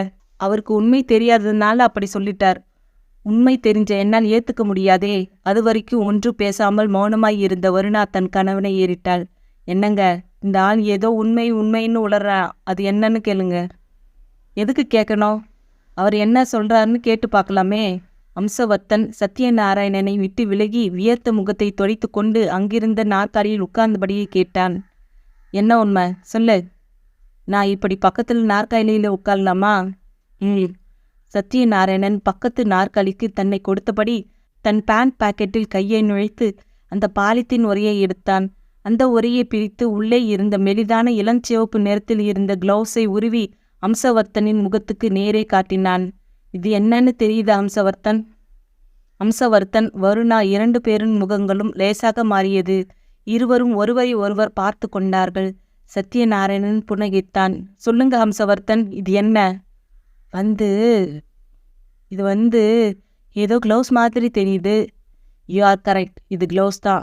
பட் நீங்கள் நினைக்கிற மாதிரி இது சாதாரண க்ளவுஸ் கிடையாது. இது மனித தோலால் செய்யப்பட்ட ஃபார்ம் மெம்பரேன். மிக மெல்லிசான ஃபார்ம் மெம்பரேன் க்ளவுஸை கைவிரல்களில் மாட்டிக்கிட்டா அது க்ளவுஸ் மாதிரியே தெரியாது. தோலோடு ஒன்றி போய் இயற்கையான கைவிரல்கள் மாதிரியே தெரியும். இந்த க்ளவுஸில் செயற்கையான கைரேகை பதிவுகள் பதிஞ்சிருக்கும். கொலையாளி இதை மாட்டிக்கொண்டு ஒருத்தரை கொலை பண்ணும்போது இதில் இருக்கிற செயற்கை கைரேகை பதிவுகள் தான் கொலை நடந்த ஸ்பாட்டில் கிடைக்கும். கொலையாளியின் உண்மையான கைரேகை பதிவுகளோடு இந்த ஃபார்ம் மெம்பரேன் க்ளவுஸில் உள்ள செயற்கை கைரேகை பதிவுகளுக்கு ஒத்துப்போகாது. உங்கள் மனைவி மருணாவின் கைரேகை பதிவுகளும் ஒத்துப்போகாததற்கு அதுதான் காரணம். நோ, இதெல்லாம் என்னன்னே எங்களுக்கு தெரியாது. எதையோ கொண்டு வந்து காட்டி வயிறு எக்கி கத்தி அம்சவர்த்தனை கையமர்த்தினான் சத்யநாராயணன். இப்படி சத்தம் போடுறதால உண்மை போய் ஓடி ஒளிந்து கொள்ள முடியாது ஹம்சவர்த்தன். உங்கள் மனைவியோட பெயர் வருணா கிடையாது, காயத்ரி தான்.